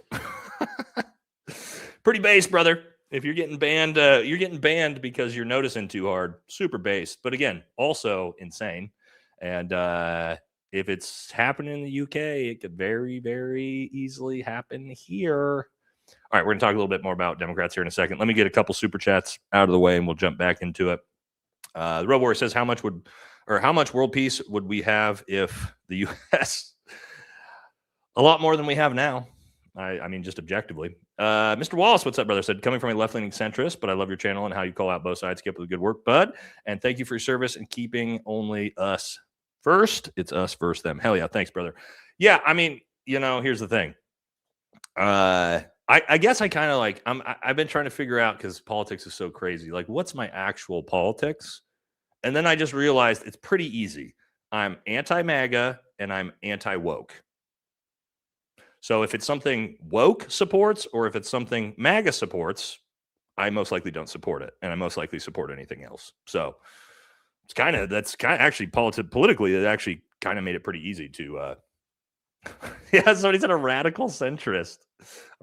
Yes, I could be a radical centrist, but yeah, that's kind of my politics, I guess. All right, is I just anti-woke, anti-MAGA. And I guess that makes us, radical centrist, maybe. There's a lot of things I like about the Democrat Party and their policies. The woke shit is not any of it that I support. There's a lot of things I do like with what the Democrats Party is doing right now.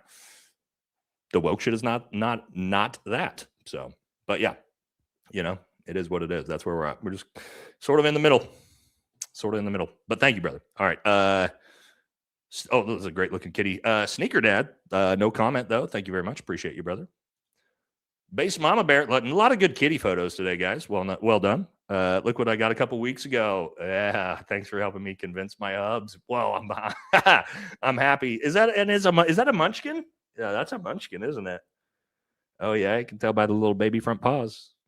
Oh yeah, that's great. We're trying to get another munchkin, but they're so hard to find.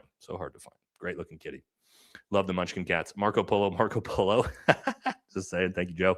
All right, one more. Oh, AJ, thank you, brother. Said, who'd believe the way things are here, we'd be going anywhere telling people how to live? Who'd believe we'd spend more shipping drugs and guns than to educate our sons? Sorry, but that's what they did. Dave Mustaine. And man, we just still are doing it. We're still doing it. Great quote, but unfortunately, it was the same in the 60s as it is now. Nothing has fucking changed at all. Okay, let's jump back into it. Man, people are pissed. People are pissed at Zoran this week. It says thousands of people of all faiths and political beliefs march outside of Mayor Mamdani's mansion. Also, wait till you see what they mean by people of all faiths and political beliefs march outside Mayor Mamdani's mansion to protect Western values. Yes, Western values. All right, let's look at the crowd, see who they are. Oh, what's this? Oh, what are these flags? Oh, no, it doesn't look like people from a bunch of different faiths and political leanings. It looks like one very specific demographic group of people that are protesting. Oh, wow. This is America, by the way. This is in New York. You know, they get really mad when, the Mexican community flies Mexican flags, don't they? They get so mad about that. You know what they always say, right? MAGA always says, like, why are you flying the flag of a foreign country? You should just move back there. But when it comes to them, wow, look at that. Everywhere you look. Oh, there's another one. Oh, look at that. Look at the keynote speaker. Yeah. Remove Mamdani. Yeah, okay. So again, no, this is not Tel Aviv. That's New York. It's New York City. But anyway, so they're boycotting Mamdani, I guess, which you guys are making me like Mamdani. You got to stop because you keep making me like him. You keep showing me that he's based, like I'm supposed to be upset about it, and I'm not. Seems to be the only politician that I see out there who's boycotting things like the Greatest Ally Day Parade. Anyway. Hilarious stuff that happened since last week on the online space. I don't know if you guys saw, this went super viral. The Daily Wire responded to this. Okay, Democrats, now we have to understand what this comment was to Stephen Miller. I forget exactly what he was talking about, but the official Democrats X page responds to one of Stephen Miller's posts and said, "Shut up, you ugly fuck." And look, when Donald Trump's the president and literally every Truth Social post is 1,000 times worse than that, I'm sorry, I'm not upset that Democrats are calling Stephen Miller an ugly fuck online. Actually, I think it's 1, it's true. 2, it's funny.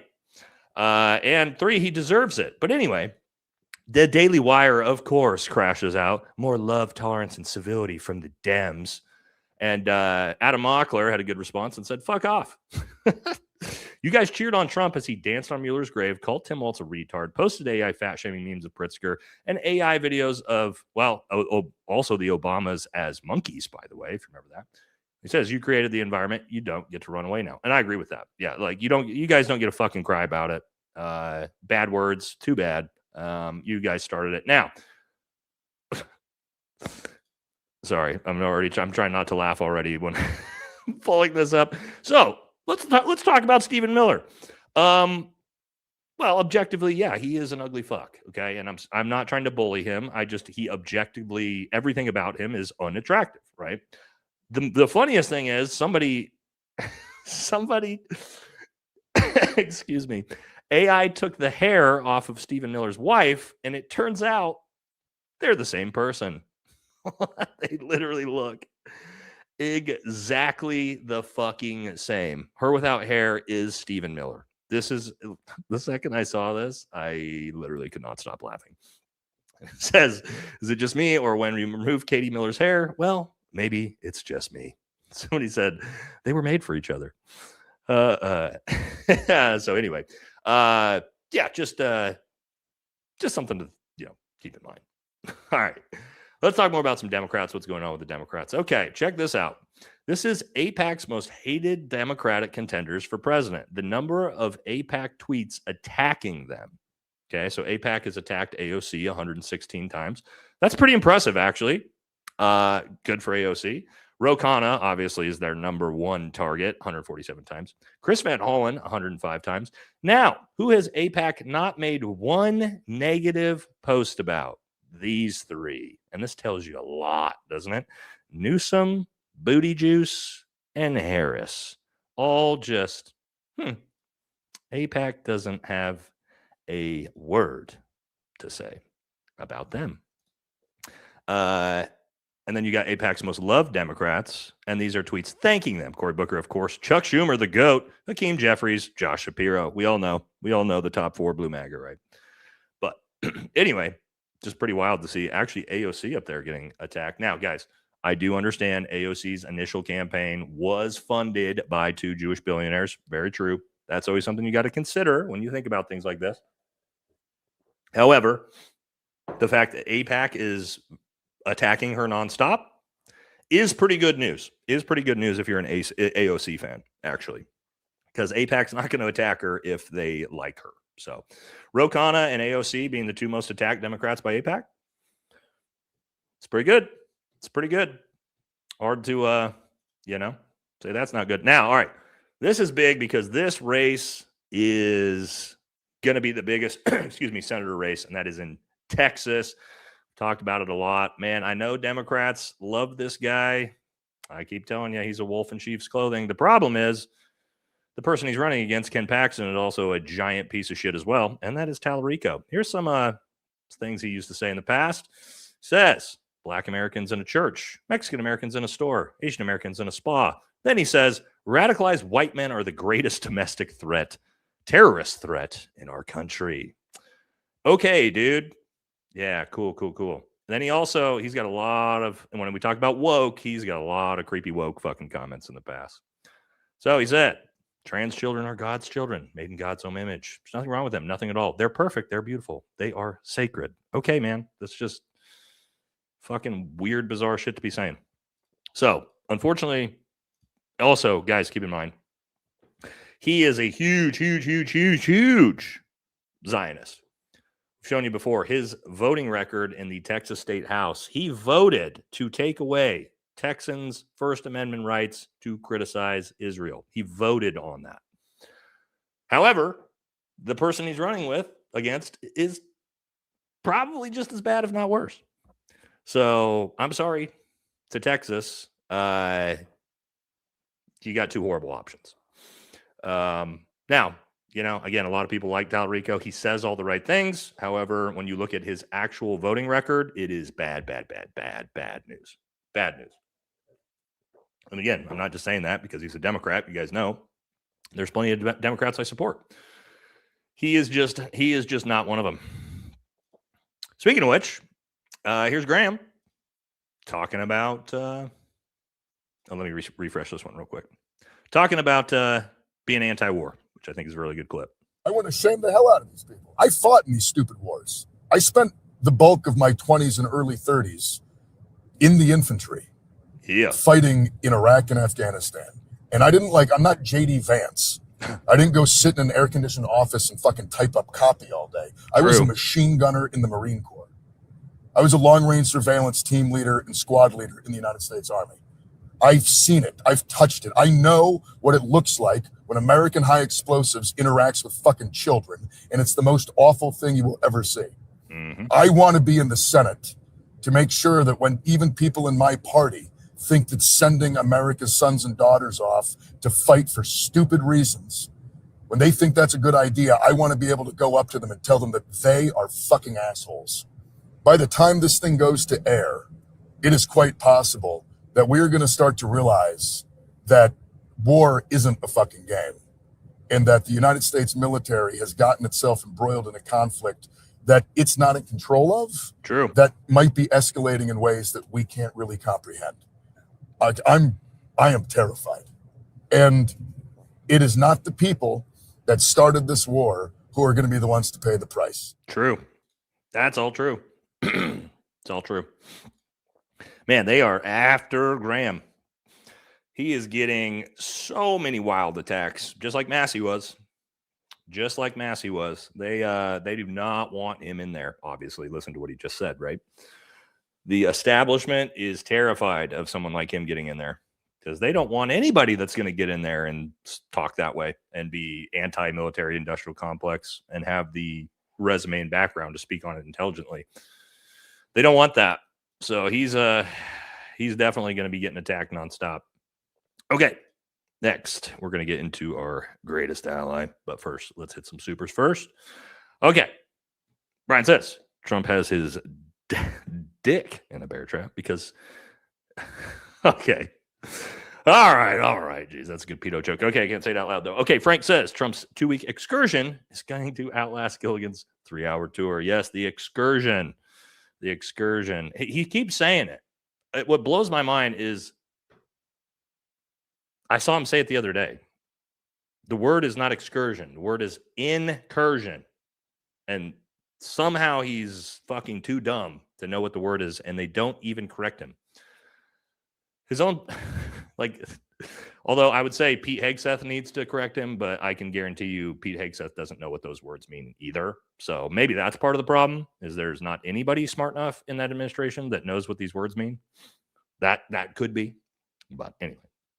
Christian says, hey, Valhalla, I'll be in Taiwan next week. Okay. We're back in the U.S. in August. Need to chill after the Massey loss. Good luck to Dan Blazarian's race. Nothing but love to America Firsters. Happy 250th. Middle finger to the traders. Very cool, man. I actually never got to go to Taiwan, which was kind of shitty because I learned Mandarin Chinese specifically to go work in Taiwan and then never actually I deployed all the way out through Asia, but never got to go use my actual language in the country where we use it. But that would be very cool, man. I've heard Taiwan is awesome. So, enjoy that, man. Enjoy that. Thank you. All right. Joe says, now we will have the 7th branch of service. It will be known as the APAC Defense Force. Just saying. Yes. Yes. Oh, it's scary. It's scary because it might happen. Don't like that. Thanks, Joe. These people have really pushed the American people to the brink. Yeah, they don't care either. That's the craziest thing. It seems like it's all on purpose. And they just don't give a shit. And they're just shoving it down our throats, right? Like the merging the U.S. military with the IDF. Like they're just shoving it down our throats. Take it. Yeah, nothing you can do about it, you little fucks. That's what our government is saying to us. And it's wild. You can only do that for so long until the people say enough is enough. Just that's what history tells us. I'm not calling for anything, but I am telling you, history eventually, the people will get fucking sick enough. We'll see.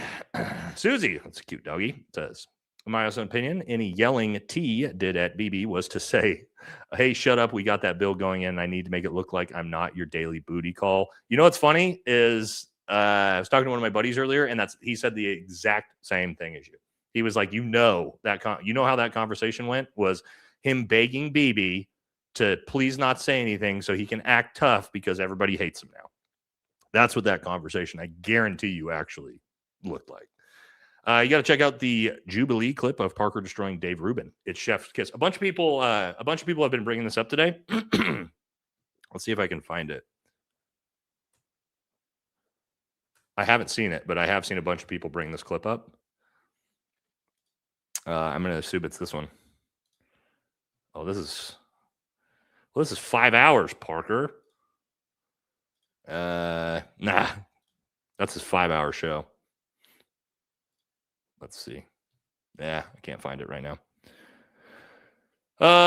Hold on. I have Parker's actual stream, but it was 5 hours. It says I just brutally destroyed Dave Rubin, though. Let's see if we can find it. Yeah, it's gonna be too hard for me to find. Anyway, again, guys, I'm a little bit behind on the times because I was out of town for the last 4 days. But is there a timestamp on it? No, I don't see any timestamps. Damn. All right, I'll look for it. Maybe hold on. Let me backtrack 1 second here. Sorry, guys. I've seen so many people tell me about this clip that it's awesome that I do. Oh wait, was it this? It's this, but I hate when they do this, guys. Right? Where they it's this is what it is, but it's not the actual video. It says room bursts into laughter as MAGA influencer flounders to the name. God damn it. I'll try one more. Let's see if I can find it. Can you tell me anything that he's done to make it? Is it this one? Is this it? Jubilee clip. Oh, this right? Yeah, I got it now, right? Okay, I found it. All right, there we go. Sorry, it took me a minute to find it. All right, let's check it out. I haven't seen this either, so I'm gonna watch this in real time with you guys. Get better off? You say it's broken for Democrats. It sounds like it's broken right now under Trump. Have you looked at the stock market? What is one main metric that Donald Trump has made better off since he got in office? So like an example would be GDP, unemployment, inflation, etc. Well, right now, first off, the big beautiful bill was just passed last year and it's kicking in now, right? It's kicking in He's now. getting laughed at.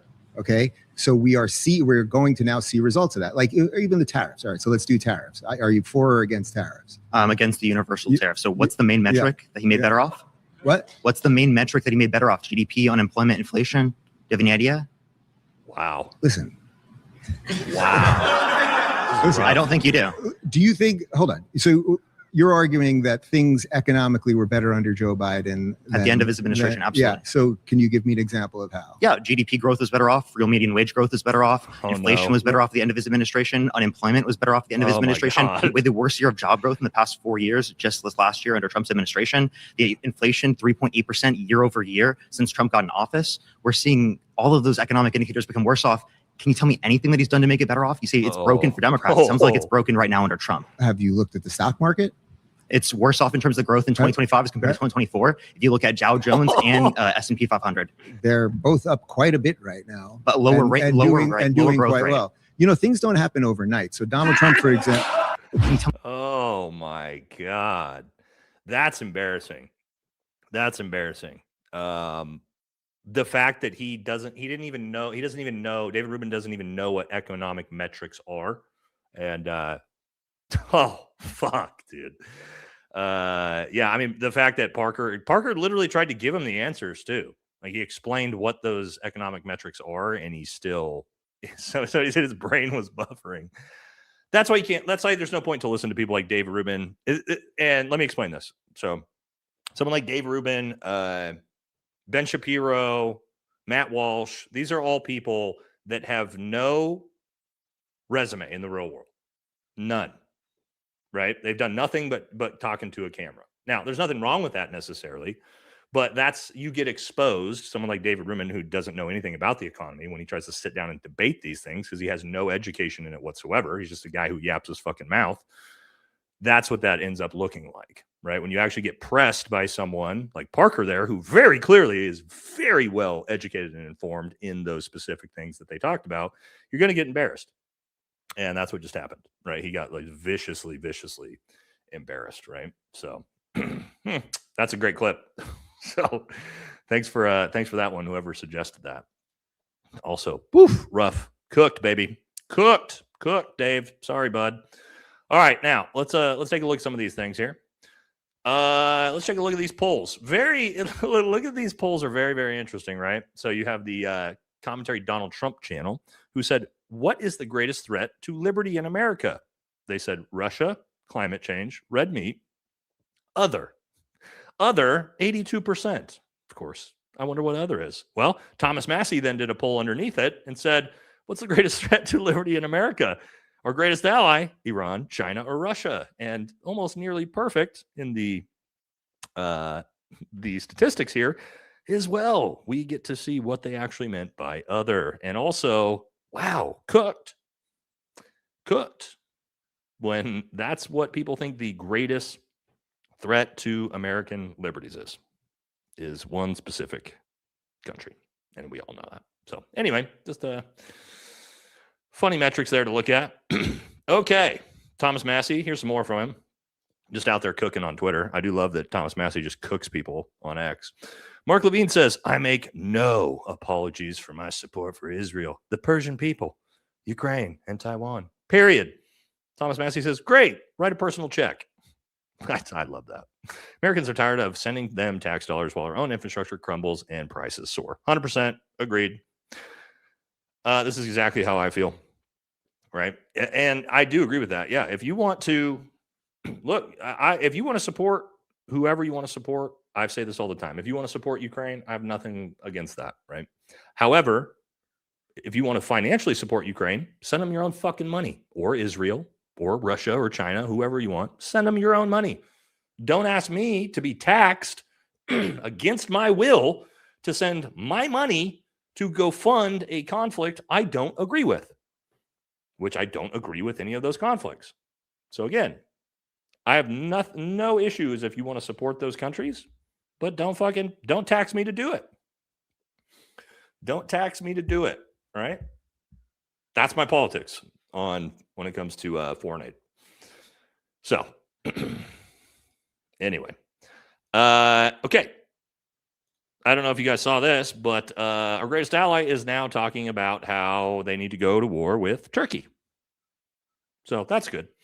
And yes, Netanyahu just said the other day, Turkey is the new Iran.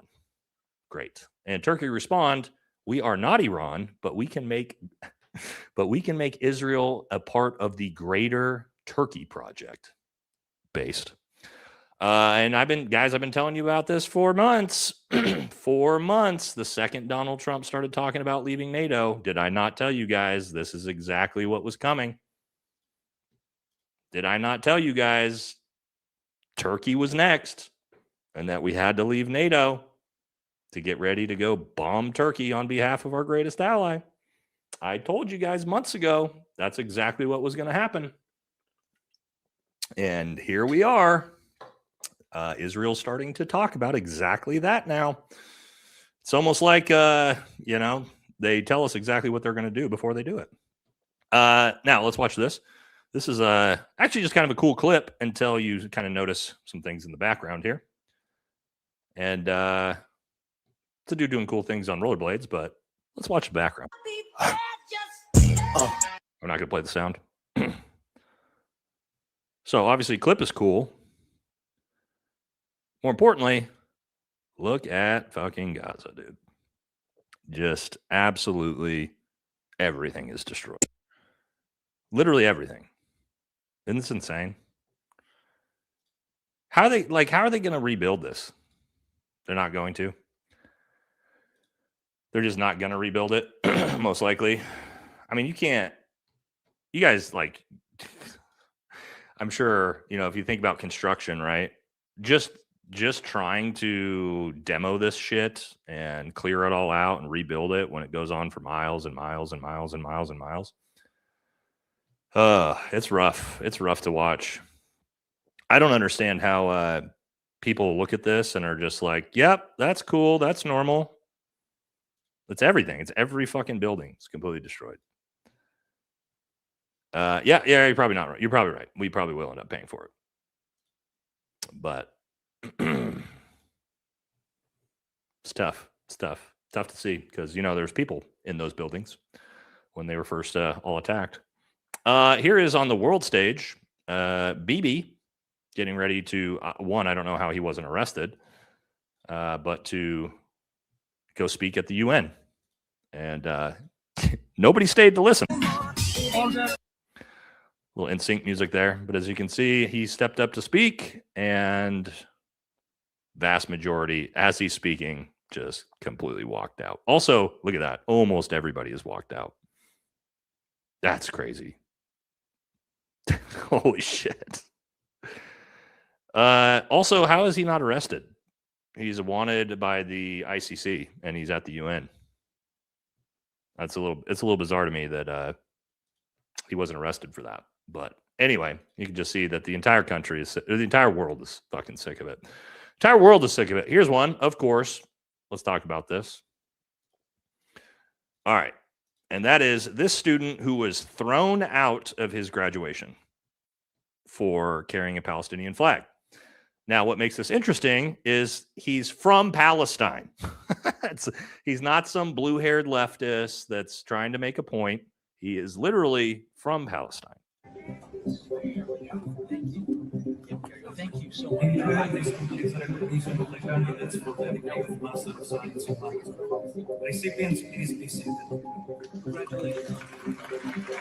Also, why didn't they just ask him to put it down? They literally threw him out. My name is Muhammad Aish. I'm a graduate student here at George Mason University. I just graduated. And I raised the Palestinian flag as I was walking on stage. And as soon as Now, I get it. You're probably not supposed to make political statements. But I'll bet you if somebody from Israel were to walk across that stage at George Mason University with an Israeli flag, I bet you nobody would have done shit to him. I bet you nobody would have done anything to him. But again, he's from Palestine. And he's got his own country's flag. Okay. Maybe you're not supposed to make political points, but to throw him out of graduation as a graduate student, I don't know. That's a little that's a little much for me. And again, we know that wouldn't happen with any other flag. I'll bet you this. If that was a Mexican student and they had a Mexican flag, nothing would have happened. Same with a lot of other countries. But of course, not allowed to talk about that. Not allowed to talk about Palestine. They hate that. They absolutely hate that. Okay. This was another, I don't know if you guys saw this one. Glenn Greenwald just cooking the shit out of Zionists. And this clip is, this is another Jubilee clip. He just destroyed these people as well. Here we go. Attacked on American, the United States has been attacked many times over the last 30 years with horrific terrorist attacks. Do you know how many of them have come from Iranian terrorists or Shia terrorists? The answer is zero. That's true. Zero. We have never been attacked on American. Don't scream. See, the problem is this idiot screamed fact check. This is 100% true. We have never had a Shia terrorist attack on American soil. That's just objectively true. What terrorist attack? What terrorist attack happened from Iranian Shia terrorists? Which terrorist attack? We've had 9/11, the Boston Massacre, the Pulse shooting, Fort Hood, attempted bombing in Times Square. These were all Sunni terrorists from the governments that we love, like Saudi Arabia. Sunnis are good and Shiites are. You know, there's a difference between Iran and the Arab countries, right? Completely. And so I'm asking you about the violence from Iran. We're talking about the Iranian threat. So How many terrorist attacks have come from Iran or from Shia terrorists on the United States soil? Any? On United States Zero, soil? right? That's not zero. No, it's What not is true the because answer? the proxies are considered part of Iran. Which Iranian proxies have attacked the United States homeland? How many Americans have died and Do you when? not consider the barracks over? We'll get to that. I'm talking about the homeland. Oh, so it has to be in the homeland for that's generally what governments are supposed to it needs secure and to be- protect. So if Americans are killed Let's abroad, talk about that doesn't count? Let's talk about the homeland first. Because you said America first, right? So American lives matter. Right. We shouldn't have. The reason we shouldn't have troops over protecting Israel is because we put them in harm's way. But I'm asking about the American homeland. Has Iran attacked the American homeland through asymmetrical bombing, through terrorist attack, through guerrilla warfare, anything? Why can't you just answer that? Because the fact that you're blind to it. Can you answer that? Just Yes. please answer that. Yes. When Yes, did that happen? I don't have the exact. It never happened. there it If is. anyone has any Wah, wah. examples of terrorist attacks, Just cooked. Yeah. I mean, that's reality, right? So that's the whole point with that is when they try to tell you that Iran is the greatest threat, when MAGA tries to tell you that, and the Zionists try to tell you that Iran is the greatest threat to America, that's what you ask them. Okay. Give us one example of a Shia terrorist attack on U.S. soil. There isn't any. There are, obviously, through the IRGC, they did fund and helped in Iraq with the Iraqi Shias as well. But that's the other thing we should talk about is, well, he says, well, there's been Americans killed abroad. Yeah, in Iraq and Afghanistan, where we fucking invaded their countries, Syria. You can't complain that a certain country's soldiers are getting killed when you invade a fucking country. That's part of the territory. The United States invaded the Middle East. We had soldiers killed because we invaded those countries. That's a lot different than our American homeland being attacked.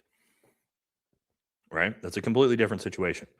So this is why I say, if you want to make the argument that Sunni Islam is the greatest threat to America, okay, there's some historical context in which you can base that argument from, right? There's organizations that you can look at, ISIS, Al-Qaeda. These are the big ones that have been responsible for the most American deaths, right? You can make that argument. What you can't do is make the argument that Iran somehow is the leading world sponsor of terrorism and killing people in the United States. It's not true. You get mad about that, but it's objectively not true, right? But again, there's also some tough sells here when you try to make the argument that Sunni Islam is the greatest threat, which you can make that argument, but where does it all really boil back down to? This, right? This. So anyway, a lot of great clips tonight from a lot of different people. And yeah, it's just, that's part of the problem for Zionists is they have no actual logic or rationale to make their arguments from. And so then you see things like that. When somebody who's very, very well read gets an argument, they just get cooked. Okay. So anyway, all right. Wait, what? That's going to do it, guys. Show's a little bit shorter than usual tonight. Well, we're still almost 2 hours. But again, I was out of town for 3 or 4 days, so didn't have as much time to get everything ready. But still, a lot going on. Let's see. What do we got?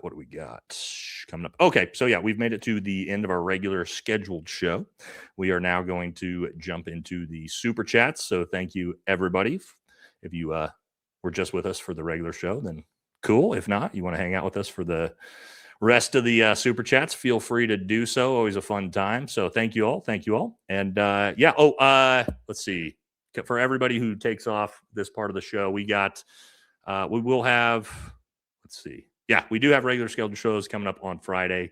And next Tuesday, okay, keep in mind, next Tuesday, we're going to start at 4 p.m. Pacific. So we're going to be starting an hour early, all right, because me and JD DeLay have to go to Midget Dwarf Wrestling here in town. Dwarf WWE is in town. So obviously me and JD and the crew are going to be at that. So I gotta have the show down a little bit early. So keep that in mind for next Tuesday, guys. We're going to be starting at 4 p.m. Pacific. All right, cool. Okay. Let's do it. Let's jump into the rest of the supers. And let's so I said, what is that? I don't know. I saw it on Instagram and they're coming to our town, so we're doing it. It's Dwarf Wrestling. It's like WWE, but everybody's a dwarf. But anyway. So so we'll be starting at 4 p.m. hour early next week. Just remember that. Okay, guys, let's do it. Let's jump into it. Let's knock this out, right? Have you seen Brilliant videos? Not only have I have talked to him here and there offline, and we have talked about doing some content together sometime. We haven't got around to it, but I do like his content. He's got very, very good content. Do you guys watch Brilliant at all? Everybody in the chat. Yeah, we talked about doing some shows together. So, all right, I'll reach back out to him.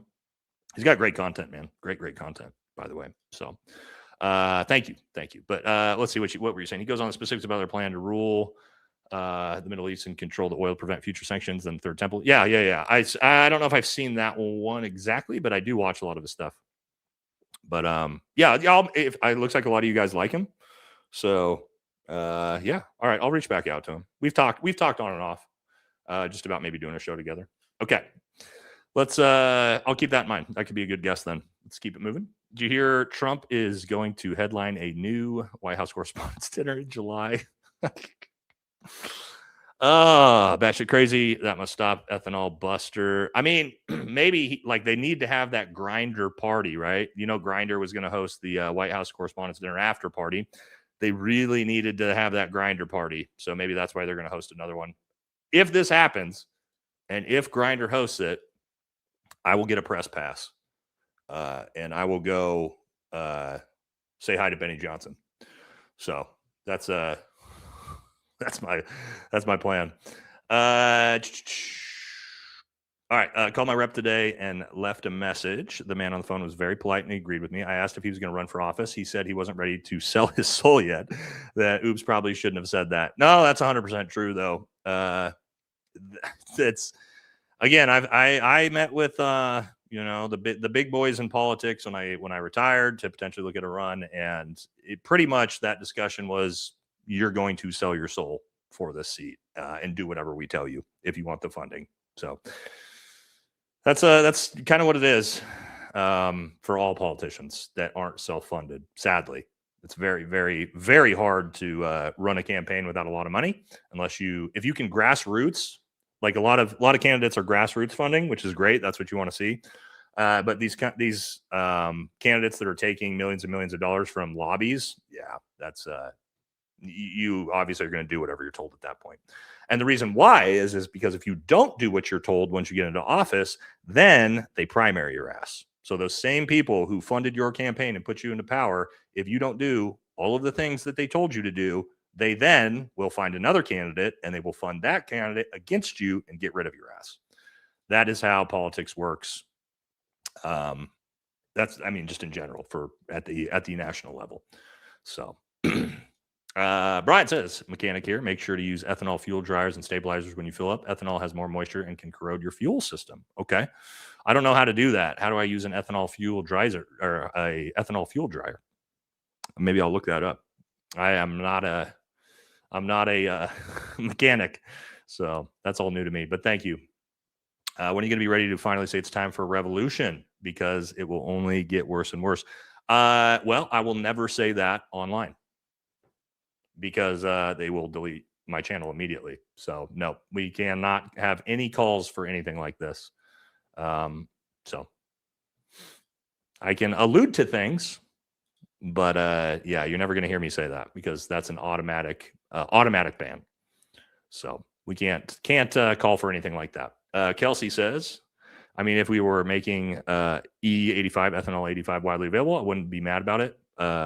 Minus 0.5 Bolt on the Mustang. Don't know what this means. Again, I'm not a car guy, but I'm sure all the other car people do get it. But thank you. I think we'll be country number 110 soon. Not soon. Not soon, but we'll see. When Gen Z is in charge, this could actually happen when Gen Z is in charge. Because Gen Z, there's 0% support by Gen Z. What would happen to America had an anarchy phase? An anarchy phase? I don't know. It depends on what it would look like. You know, we kind of saw some of this in the BLM riots at the time. That's not full scale. That was kind of like little versions of that. I don't know. Probably martial law immediately. Government crackdowns, military deployed to cities. And if it's done under Donald Trump, that's not going to be good for anybody. So it would probably give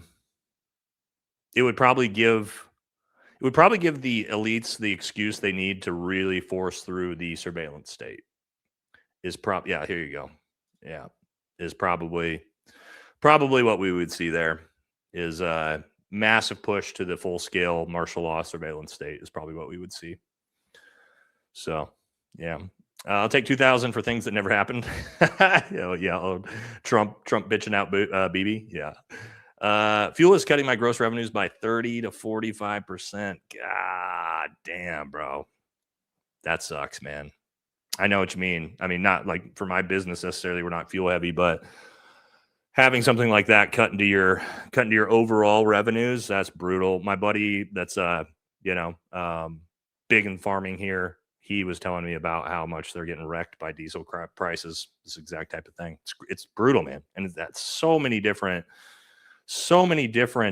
sects in the economy that are being affected by this, you know, and we're in the ground phase of where this is going. It's only going to get worse because supply chain shock is delayed, right? So we're going to have fuel prices are nowhere near as high as they're going to potentially get. And that also means inflation is going to continue to ramp up. The longer this goes, the more catastrophic it's going to get. And we don't see any end in sight at the moment. Don't American farmers and truckers have red diesel like us in the UK? I'm not sure. I'm not sure what exact type of diesel. I don't know. At the gas station here, it just says diesel. So I don't know if there's different types of diesel between the United Kingdom and the United States. Any experts? I know we do have some experts in that realm. Any experts know? Is there a difference between the diesel in the United States and the UK? Somebody in the chat will know. Okay. Corey, what's up, man? As always, hit the like, sub, helping the channel. Yeah, brother, you always do. Wish I could help more. No, you're good, man. You're absolutely supporting way more than you need to. But you know, as well as anyone, shit's getting rough. Can't thank you enough for the real truth. Well, I appreciate it. Yeah, again, guys, I appreciate the support. Never ever donate money to me if you need it or you're in a hard spot financially. Only do it if you want to support the channel and you've got, you know, some frivolous income to throw around. Because again, shit is getting hard out here. All right. So you guys don't need to donate anything. I do always appreciate it. All right. But again, do not donate me money that you need for yourself. Okay. But I appreciate you, brother. Brody, that's a great looking pup there. Says, can you explain the influence power of the top ranking military officials on political decisions? How deep is the corruption in the military? Corruption in the military? Not much. Actual corruptions, there's so many systems in place, especially financial. There's almost no way to actually get away with financial corruption. Think about that Green Beret who bet on himself on the Maduro raid. They caught his ass immediately, didn't they? Right? They made that corruption. They cracked down the whip on immediately. So for financial corruption, there's a lot more financial corruption in the military side of things from contracts. So let me explain how this can work. Okay. Maybe I'm giving away the secrets here on how some of these companies can sort of, I guess you could call it corruption. Let's say, for example, let's say you own a company that sells gym equipment, like state-of-the-art gym equipment, and you were in a unit, let's say, well, hypothetically, say like the unit I was in, 1st Special Forces Group, okay?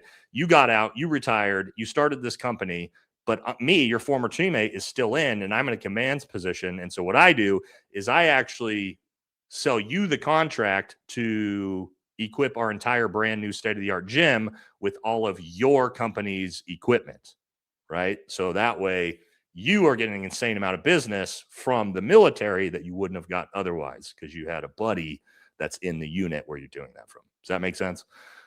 So that is a way that like the financial corruption can kind of get done, but at a large scale. Now, as for the second part of that question, how much influence politically do generals have?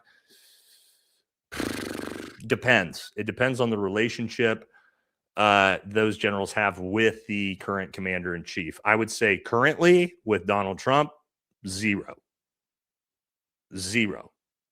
The generals that are in charge, well, we saw most of them got fired. All the like 24 of the top ranking generals in the military all got fired, purged essentially. So yeah, I would say the vast majority of military generals, if not all of them right now under Trump, have zero influence over him because he doesn't listen to fucking anything they have to say. And if they go against him or give him, try to give him advice or anything that he doesn't like, he's going to purge him immediately.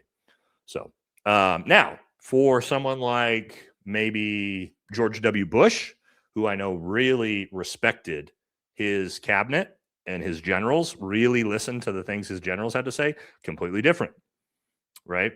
Those generals had way bigger political effect because they actually had good relationships with the commander-in-chief and Rumsfeld and Condoleezza Rice and that whole cabinet, that they would have had to have a lot more influence. Anyway, so that'd be my answer to that. Currently under Trump, zero influence. That dude ain't listening to fucking anybody but himself and, well, Bibi, right? Bibi tells him what to do, not his generals. All right, Max says, force everyone into electric AI vehicles by destroying whole oil and supply routes, drive gas prices up, put additives that destroys the current gas vehicles, and now you're seeing junkyards going up in flames. Interesting. Oh, it's crazy is that everything you said here is true. I got an itch in my nose from my mustache. Everything you said here is true. Now, is that the goal? I don't know.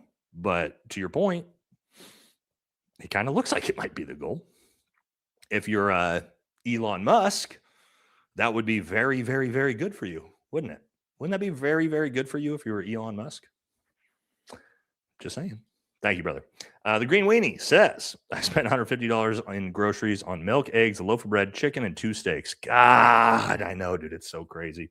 It's like $200 for 2-3 bags of groceries right now. This is in Mississippi, one of the cheapest states, with gas currently at about $4 a gallon where I live. It costs me $80 per week in gas. This isn't sustainable. And that's in, I think Mississippi is one of the lowest, if not the lowest cost of living in America. It's close to that. So the fact that you're paying $150 for a bag of groceries, oh boy, it's cooked. We're cooked. We're cooked. We're cooked. It's not going down either, right? Like I hate that I got to tell you guys this, but when you understand global supply chains, it's going to be a long, long time until prices stabilize. They're never going to go down. Deflation is not really a thing. So prices aren't going down from where they're at. We could hope that we could have wages come up to like meet new prices, and then have prices stabilize and flatline at about 1 to 2% inflation. Ideally, that's what you're looking for growth. But yeah, we're not going to see prices. We're just like basically fucking cooked until wages skyrocket, and wages don't go up. So it's just going to get worse and worse and worse. Tried to red pill Brent Tucker on his last live, and he went on a rant calling me anti-Semitic. What? Brent called you anti-Semitic? Oh man, I love Brent. You know, he loves him some Israel, you know. And Brent's the one guy that I just, you know, whatever it is, what it is. Just because Brent's the homie, but he does love him some Israel. All right, Timmy's speaking of which, speaking of Brent, Timmy's bag of 50 grenades. When are you going on unsub?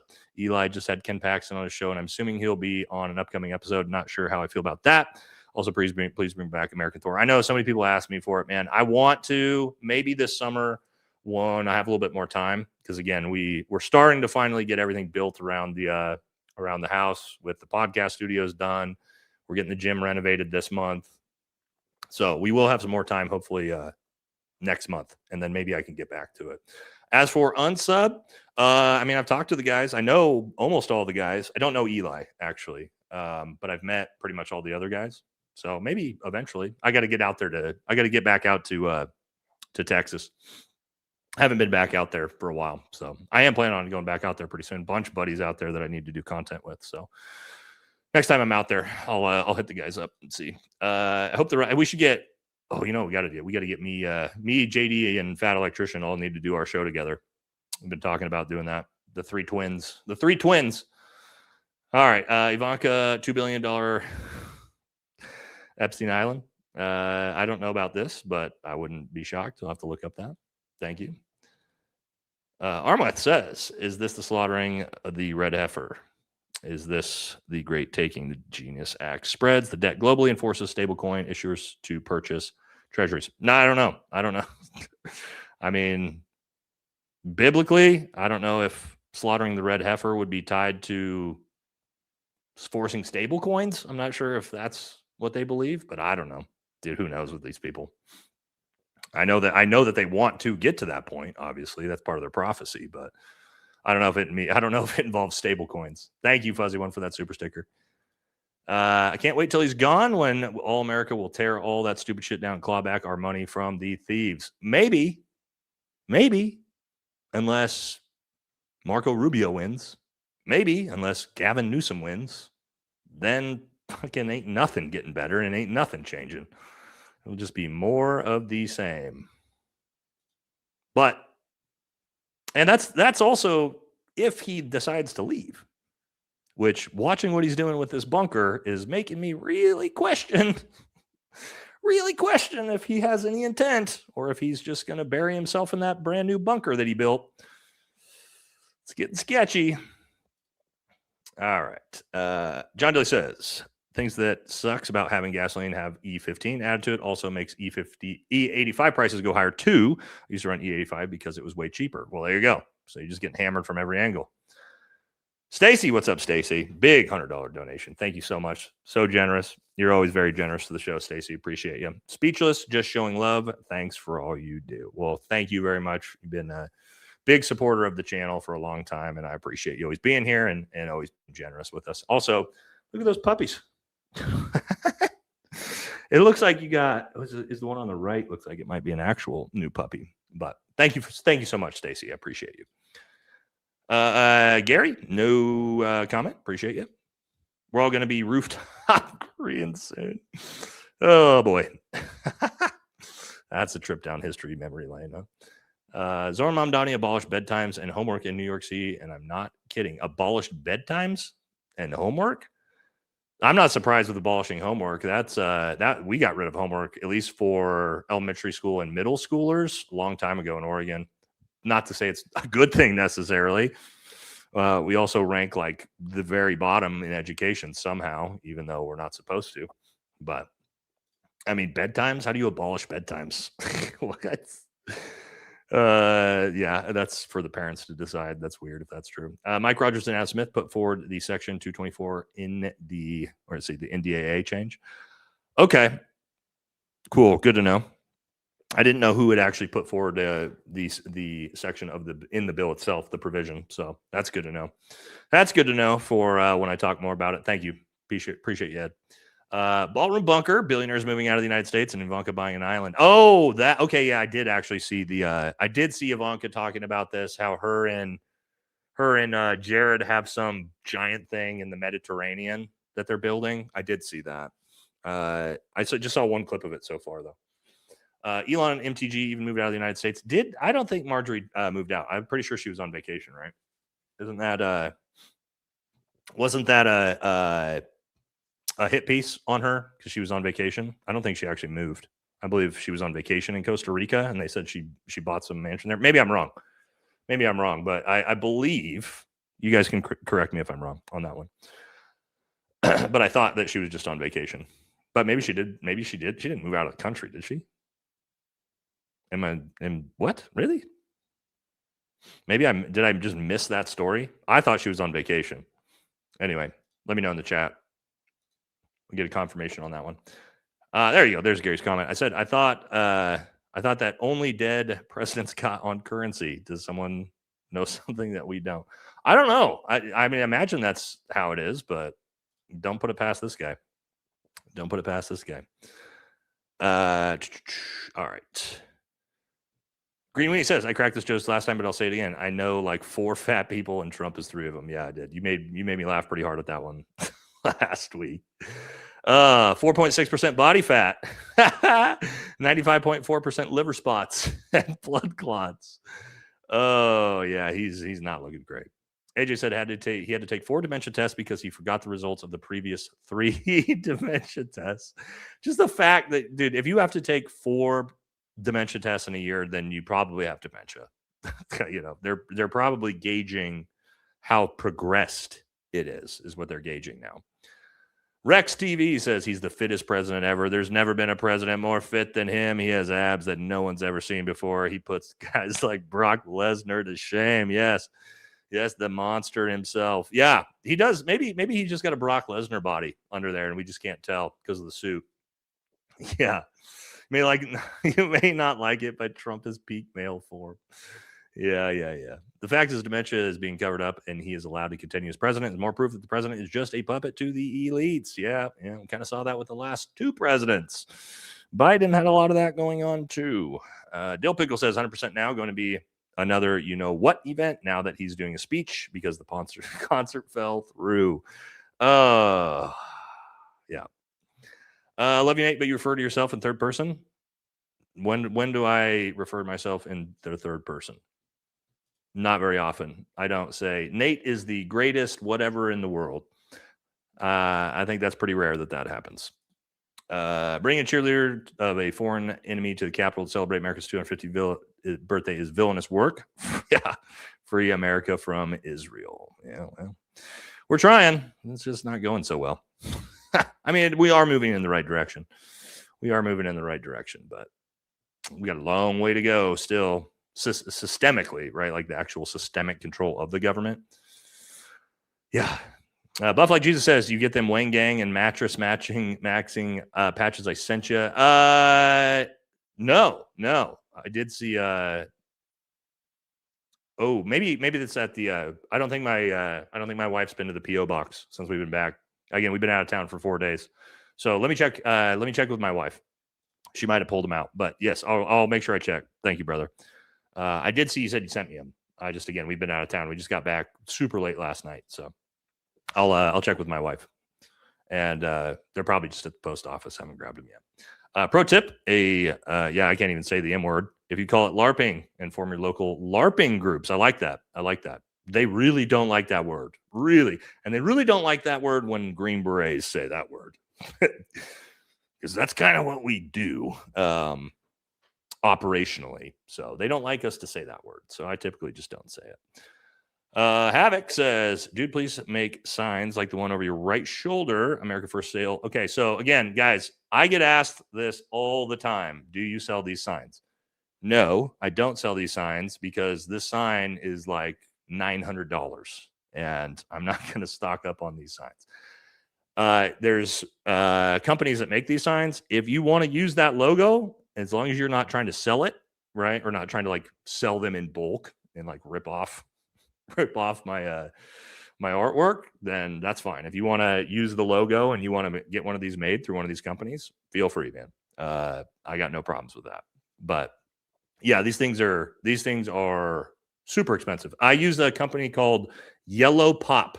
They're like the best company for it. As you can tell, like amazing work that they do. But yeah, so if you want to use the logo and make yourself one, then knock yourself out, man. I don't have any problem with that. Okay, Shannon said, never miss your streams, Nate. Well, I appreciate you being here. Should really go on the Necessary podcast. The Mom Loves Our Military and Hearing Perspective. I do like that show, Shannon, about what Trump has done would really move her. I do really like the show. I've used their clips before. I actually watch their show all the time. I think it's fascinating. I think it's a really important show because it kind of shows that sort of divide and how they're actually like closing the gap. And their mom I think their mom's a sweetheart. Their dad's a little rough. If you haven't watched the show, guys, the Necessary podcast, it is like necessary. So you guys should check it out. Great show. So I would love to go on their show. I would just have to get a hold of them. But I do think their show is really cool. So, but thank you, Shannon. Appreciate it. I actually lost testosterone listening to Benny talk about testosterone. Yeah, we all went down about 50 points after that clip. Thanks, Ryan. I appreciate you, brother. Timmy says, I'm convinced that Donnie needs OGA to keep escalating this. Then we'll see a false flag framing Iran. Then he can claim wartime power sustain. So we've been sort of expecting this, right? Was the Iranian false flag that would lead to a full-scale ground invasion. Are we going to see it? I don't know. Plenty of time for it. Maybe something like a UFC event. Might be something where we would see something like that. God forbid. God forbid. Yep, I read every single super chat. Every single one. That's what we do on this show. Yep. That's what we do on the show. I don't like the idea of, somebody that wants to donate me a question or something like that, and for me, and like actually to, donate a super chat and then have me just not read a bunch of them. Now, there was every once in a while, there'll be a time where if I have to leave early, right, that might happen. But I try my best to read every single one, every single time. Because again, I know it's, important to everybody. So, all right. It's Pride Month. Yeah. It's time for Republicans to come out and live their authentic life. It's 2026. No one cares. Stop the internal struggle. I agree. 100% agree. Like, just slay, queen. Nobody cares, dude. Nobody cares. I've got gay friends. Couldn't care less about their lifestyle. Great people. So again, in 2026, nobody gives a shit. Nobody cares. Now, evangelicals care, right? But the rest of us, none of us care, man. Unfuck America are destining a bunch of blue MAGA trolling TPUSA that have no problem with our greatest ally as long as Dems are in charge. Okay, well, still funny. Is it even legal for our greatest ally to be added to our military doctrine? No, probably not. Also, can we get a Benny Johnson emoji? Yeah, we could probably do that. Yeah, we could definitely do that. I'll add some. I got a pretty good one that I can use for that. Appreciate you. Thank you. Is it legal? I don't see how it is. It's never been even like I've never even heard of any country ever doing this, like merging two countries' militaries together. Never heard of it. I don't think it's ever existed. So is it legal? there might not even be any precedence for it to be legal one way or another, because it's just not a thing that anyone rationally would ever fucking do. So I don't know. Marine Recondo, brother here. Hell yeah, man. Keep up the good fight, dude. America first, always stay frosty, brother. Let's get those America first signs for sale. Again, brother, you can grab the logo. All right. Head on over to one of the signs, get it made. Because again, they're not cheap. They are not cheap. So again, I can't I'm not gonna sell $1,000 signs on my website. But I do appreciate it, man. Thank you. Feel free to get one made for yourself if you like it. I'm fine with that. Cage match on the White House lawn seems so redneck, just missing broken down El Camino on bricks. It is pretty redneck. Skipping the Joe Rogan redemption tour when he tries to get back on the right side of history after numbers plummet. For him, I don't think it matters. I don't know if it matters, man. He's made so much money. I would say anytime someone's willing to invest hundreds of millions of dollars, because I think that's what his Spotify contract was, $100 million. Typically, you lose your ability to be completely authentic if you take that much money in investments. So that's just the way it goes usually. Joe says, Trump is putting cage matches on the White House lawn. Remember bread and circuses from Caesar Playbook? Just saying. Yeah. We're taking down BBD with Goliath Ventures. He's a bloody scammer. Oh, yeah, he is actually. Isn't his insurance company, from what I've heard, and again, I don't know for sure, but I've heard it's just one big pyramid scheme is how they run it. Again, I don't know enough about it, but I've heard that. Once the bill passes, it won't be taking money from a foreign government. Bingo. That's it. I talked about that in my video I actually did on it, to where then they just come under DOD Pentagon funding. They don't even have to get Congress to, lobby that way. Just in case you're wondering, you can now go to jail in Australia for saying from the river to the sea. Holy shit. Holy shit. Holy shit. How do you define woke specifically? Sure. Woke as in the culture of extreme far leftism, right? So things that I would consider woke, okay? LGBTQ pushing on children, open borders, war on masculinity, war on men, war on white men. Let's see, what else? What else is in the woke demographic? Radical feminism. What else? Bunch of that type of stuff, right? Culture war leftism, I guess you could say, is the things I don't agree with, right? So some people agree with that. I don't at all, right? DEI, yes, DEI. I'm a big anti-DEI guy, which I think some guys are. Men and women's sports, correct? Yes. These are all. Oh man. Oh, yeah, I get it. Well, you're not one, so you don't know what we deal with. Just like I don't know what you deal with, brother. But yeah, if you don't think there's a war on young men, masculinity, then I don't know what to tell you. Yeah. Yeah. Oh yeah. Oh yeah. Yeah. Again, I do think it's hilarious that everybody thinks how easy it is to be a man. It's like, it's not how it works, guys. So yeah, when it comes to woke, those are the things that I believe in, especially with DEI, right? I think DEI is terrible. Why? Because I believe in meritocracy for everything. And that'd be DEI for anything, right? Anything that gives positions to people over merit, I'm never going to be a supporter of. So it's just the way it goes. It's my personal opinions. Some people like it, some people don't. But yeah. But at the same time, also, pretty much everything MAGA stands for, I disagree with, right? Which is sort of the far right evangelicalism, woke, I guess you could say. There's kind of woke, the right woke, where let's give all of our money to foreign countries, right? Let's actually, the right is now engaging in identity politics worse than the left is. I don't like identity politics either in general. Yes, it is. Yes, it is. I know people like to do mental gymnastics to say that it's not. Yes, it is. Sorry, I'm not going to budge on that. at all. Yes, it is. All right. Support our greatest ally and their right to exist. Sorry, Nate, I need the money. Well, hey, you got to take what you got. You know, if you need the money, sometimes you got to sell out to our greatest ally. It is what it is. All right. Do not accept the calf implants. Yeah, maybe if they, that's how they're going to approach me, man. They're going to approach me with those calf implants. So Stephen Miller is the Mona Lisa of his wife. Just saying. I got to stop drinking. Kinda, yeah. Kinda, yeah. Anyway. Here we go. I lost interest in Donnie Boy and MAGA in 24 seeing policies mock and despise farmers. True in the rural way of life. I'm so grateful to you, Nate, for helping me see that he was, well, that wasn't me that helped you see that. That was the Epstein files that helped you see that. And a fraud over this past winter. You rock. Well, thank you, David. I appreciate you. But again, he showed that to us, right? I'm not the one who who outed that. He just showed us. You know what I mean?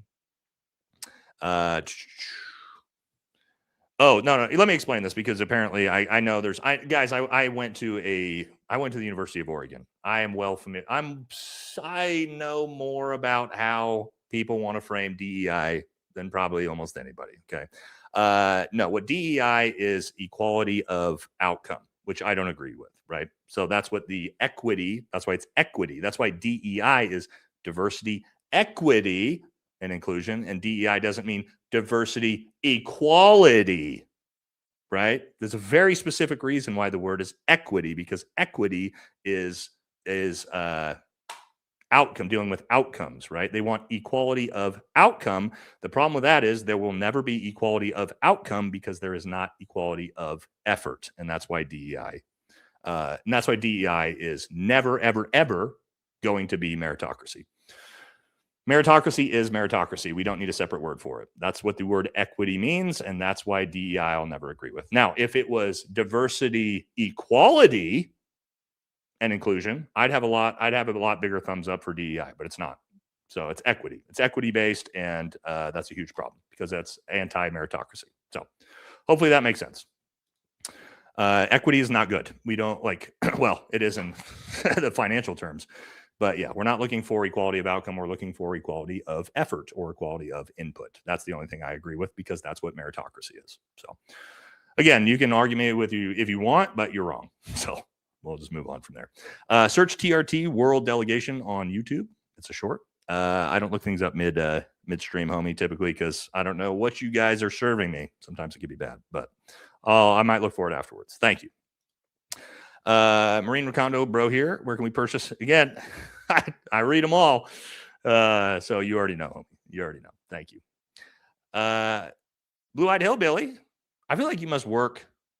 You must get home because you always show up a little bit late. That's okay. I'm an hour late on the economy. I am 100% and pay everything and scared to death that I might lose my home, which my daughter and under three granddaughters live in. I'm screwed along with my grandbabies. Well, you should not be super chatting me if that is the case. And also, I hate to hear that because I think there's a lot of people that are in the exact same position as you right now that are very, very concerned that they're not going to be able to. So I hate to hear that. And I hope you guys are able to figure it out. That's terrible to hear. Right. And again, there's so many Americans right now that are going through the same thing as you. So hang in there, please. If you are hurting on that money, do not send it to me, but I appreciate you. Thank you very much. Thanks for always being here, though. All right. Thanks for being a regular on the show. We got JD in here. What's JD doing? Just showed up. What's up, brother? JD, I was telling him about the WWE Dwarf Wrestling we're going to Tuesday. So stoked for that. Yep. Here we go. All right, JD's in the chat, everybody. Things just got things just got ramped up to 11, of course, immediately. What's up, brother? Okay. Oh, wait. No, brother. I think you left. God, VR, like VRD engineering. What Insane Weekly, section 224 BS. Hopefully you're still here in the chat, man. Should we follow Teal's lead down to Venezuela? No, he's in Argentina. He's in Argentina, homie, not Venezuela. Or is he just getting afraid of the ports? Did the hammer break through your floor? No, it's right here. It's right here, man. We showed it on the channel. I opened it up. I think you had already left the stream, but we actually opened it up on stream at the end of Tuesday, and I actually have it right here. It's just insanely heavy, dude. This is the hammer. Oh shit! I'm gonna break something in here. This thing is, it's like, I don't know how expensive it is. The America First hammer that VRD made us. Is he still here? I think he had to leave early before we opened it. Oh, here it is. Yeah, bro, we opened it on stream. We opened it on stream at the end of the last stream, and I like fucked up half my room, smashing everything through. So, yeah, this thing's amazing. I needed to shout out your company. It's Straight Steel. Somebody said, I'm muted. Is this true? Can you guys not hear me? Be careful saying I'm muted if I'm not. That's one of the only ways you can get banned on this channel. But yeah, so thank you very much. No, I got it here, man. I'm going to put it up, but I put it up next to the wall and didn't realize it, and it started to fall, and it like ripped half my wall off. So we're gonna get it put up in the background here. Just haven't had a chance to put it up there, because last time when I just set it on the wall, it fell. And it about ripped the cat tree. Yeah, it's amazing. Super, super heavy, but it's very, very cool. And yeah, we need to get your link if you make stuff like this for everybody. So we'll message me offline, and we'll make sure we do that on the next show. Okay, but thank you, brother. It's very, very cool. Bad audio. Is this the same person? What's going on? Not muted. All right. Well, next one I see is getting banned. All right. Yeah, I did. Yeah, and I'm strong. And that thing, poof, is heavy, heavy, heavy. All right, good. Thank you guys. Okay, let's keep moving. But yeah, very badass hammer. I'm gonna put it right here. Right. Let's see backwards here. Right here, standing up. But I need to like actually get nails in there to hold it so it doesn't rip my wall. Doesn't rip my wall in half again. All right. You and Gary should fight UFC at South Lawn. He's not my weight class. No, he's not my weight class. That would not be fair. Is it true that terrorist Trump brought to the White House last year was connected to didn't Israel stand up? Well, there's a lot of things that would suggest that they did, or at least funded them. All right. Yeah, somebody says if audio is an issue, click refresh, I guess, because everybody else is saying that it's good. So if it's lagging, that's on you. Just refresh the stream real quick. Sometimes that happens. You can get a little bit disconnected after you've been watching for a while. So, oh yeah, I just here. I know, like, guys, people. Let's see. That's Munchkin. Why am I on my Munchkin YouTube channel? Yeah. So yeah, we're talking about like weight class. And why is my Instagram not loading? The hell is this? Oh, here we go. Talking about like weight classes, right?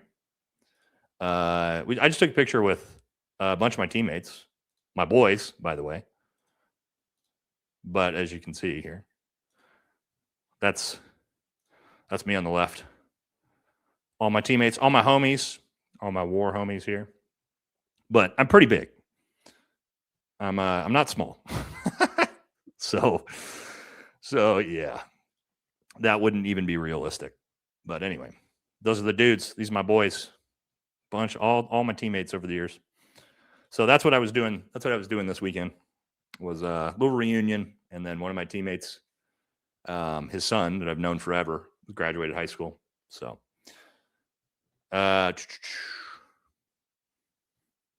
right.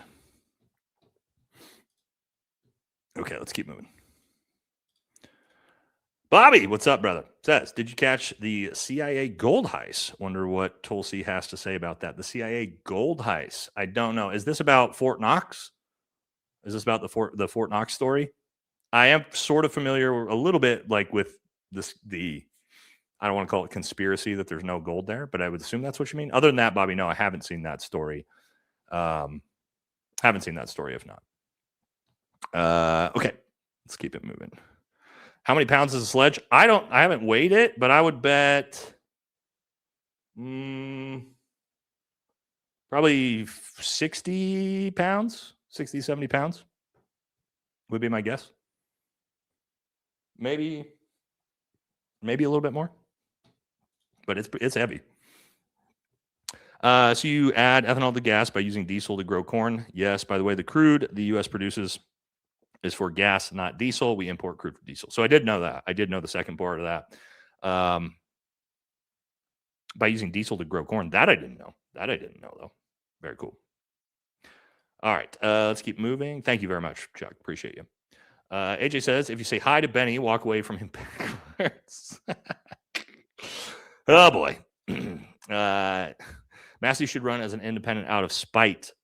So we were, I think maybe me and JD were talking about this offline, which I think he's in here.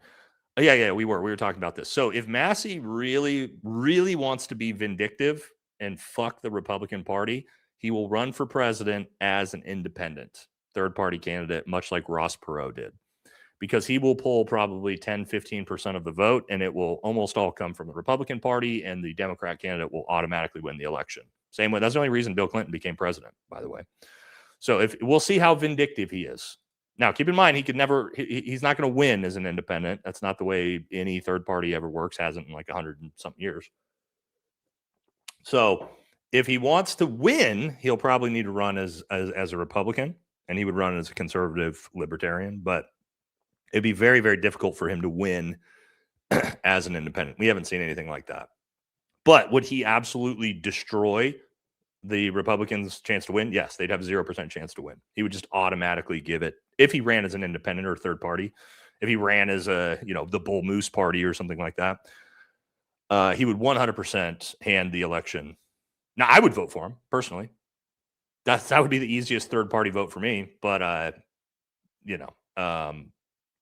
third party candidate's not going to win in a presidential election. Not the way we just have the system set up right now, at least.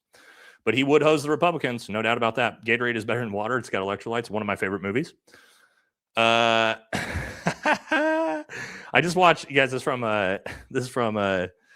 Electrolytes. It's from Idiocracy, which, by the way, that movie is basically true at this point. It's basically completely come true. Oh yeah, dude. That's wasn't that the last third party to win? Was Teddy Roosevelt? I'm pretty sure he was the last president to win running third party, right? That's why I said it. Well, I don't think there's been any Brondo, it's got what plants need, baby. I don't think there's been any third party candidate win since Teddy Roosevelt. And again, I'm just going off the top of my head for history, but I'm pretty sure. Okay. Bobby says, Nate, look up ethanol fuel stabilizer. Just pour it in the tank. Helps with moisture that ethanol attracts. You can get it at most auto parts stores. So ethanol fuel stabilizer.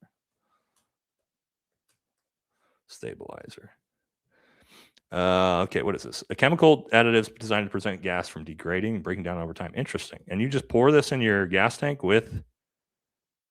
You pour it in your gas tank with your fuel? I would probably just I'd probably have to have Bobby tell me what I'm supposed to do with that. I don't want to go pouring Brondo in my gas tank without yeah, okay. All right. I'll probably message you offline and ask before I start pouring random shit in my gas tank. I probably would screw that up and get the wrong thing and brick my car, but good to know. I will look that up. Thanks, guys. That's news and new to me. The difference between red and green diesel is just tax. Red is for off-road use, so it doesn't have a road tax on it. Okay, interesting. Didn't know that. Again, I'm not a car guy, so consider one-on-one with Mr. Quigley, based AF. Mr. Quigley. Who is Mr. Quigley? Let me see this. It's not popping up for anything. Don't know who that one is. Sorry. California elections today. Big whoop-de-doo. Yeah. Wasn't the governor race tonight? Let's see. Let me look this up. California governor race. Isn't that going on? So it's okay. It's going on right now. Oh, well. Oh, these are the primaries. Primaries. Okay. Never mind. That's not that cool. I thought it was the actual, yeah. Yeah, I think it's just primaries right now. Anyway, Armo says, if there is not corruption, how do our enemies, such as the cartels, acquire our weapons? Well, that's the CIA, homie. That's not the military. Those same routes move through product for money laundering, global economic system, unlimited spending. Yes, correct. He asked me about corruption within the military generals. Okay. When it comes to trafficking weapons and funding resistance forces, the CIA does all that. And then Green Berets show up and train, advise, and help equip them that way. So it's typically not the DOD that is involved in those things. It's the 3-letter agencies that are the ones who are doing all the sketchy shit when it comes to, equipping resistance forces, let's say. So yeah, when you hear about the Kurds that were being equipped, that's the CIA that's running that. Not typically the military. Meet and greet in Texas. Stacy, we're talking about doing this exact thing. So what we want to do is, like me, JD, Jesse on Fire, Dan from Heavy Duty Country, some other guys, we want to do an event, like an in-person event, and we are going to do it most likely like in Austin, Texas, if we do it. Like the Unsub guys, they do I think they do like a big tour. I don't think we would do that, but we are thinking about doing like a big event somehow at some type of venue in Texas. We just haven't got around to let's see, Matt from Trigger Smart, a bunch of other guys. We've all talked about doing it. Yeah. JD was just there. JD, we do need to do this. We need to set this up. We just we haven't got around to it. We've talked about it a bunch of times. But we need to set something like that up. We got to coordinate it. I think it'd be fun. And then everybody who's in the Texas area would be able to, come and hang out. Would be cool. Again, we have talked about it, guys. So we'll get to it eventually. Which really what it's going to take is somebody that just takes the bull by the horns and actually schedules it and sets it up. So we haven't had any of us step up to the plate for that. But thank you, Stacy. We will most likely do this eventually. We'll get to it. Saw a report today that the auto parts market is being shut down. Won't be able to repair your own vehicle any longer. That's crazy. Interesting. Doesn't sound good. Why is the media still pretending that the White House doesn't already have a bunker? So, Jen, you are correct. There is a massive underground complex all the way underneath D.C. There's like a city pretty much underneath Washington, D.C. Yes, you're right. They do have that. That's about as much as I can say about that. But yes, they do have that. That is true. You are 100% correct on that. Captain says, I will bet money that after Donald realizes he lost the Iranian war, suddenly Iran will become America's new BFF. I would not be shocked to see this. Yeah. But again, our greatest ally is not gonna. They do not want that to happen. That would be the worst thing ever for them. The irony of Trump being on $250 bill is that no one will have one because we're all too poor. It's true. Also true. Thank you. Bobby says Zoran and I now have something in common. I didn't make it to the parade either. Yeah. Unfortunately, had to miss that one, didn't we, Bobby? We had to miss that one. Shucks. Maybe next time. We'll make it together. Okay. Hey, Nate, have you heard about Palantir and our NHS in the UK? Lewis Mosley as the head of Palantir in the UK, who's also the grandson of the leader of the Black Shirts in World War II. Very worrying. I don't know anything about what's going on in the UK when it comes to Palantir, only obviously what Palantir is doing here. But it's probably not good having it anywhere, to be honest. Again, I'm very well aware of how Palantir works and as a targeting software. So don't really need it because it's designed to target people, including, well, right now, our own citizens. So it's not great. Hop Whisper says, we truckers are starting to get better rates because of the fuel prices, so get ready for that to not be passed on to the consumer. Even a 5-hour energy was almost $5 the other day. Yeah, I bought a Diet Coke for $5. 20-ounce bottle of Diet Coke for $5 at the store the other day.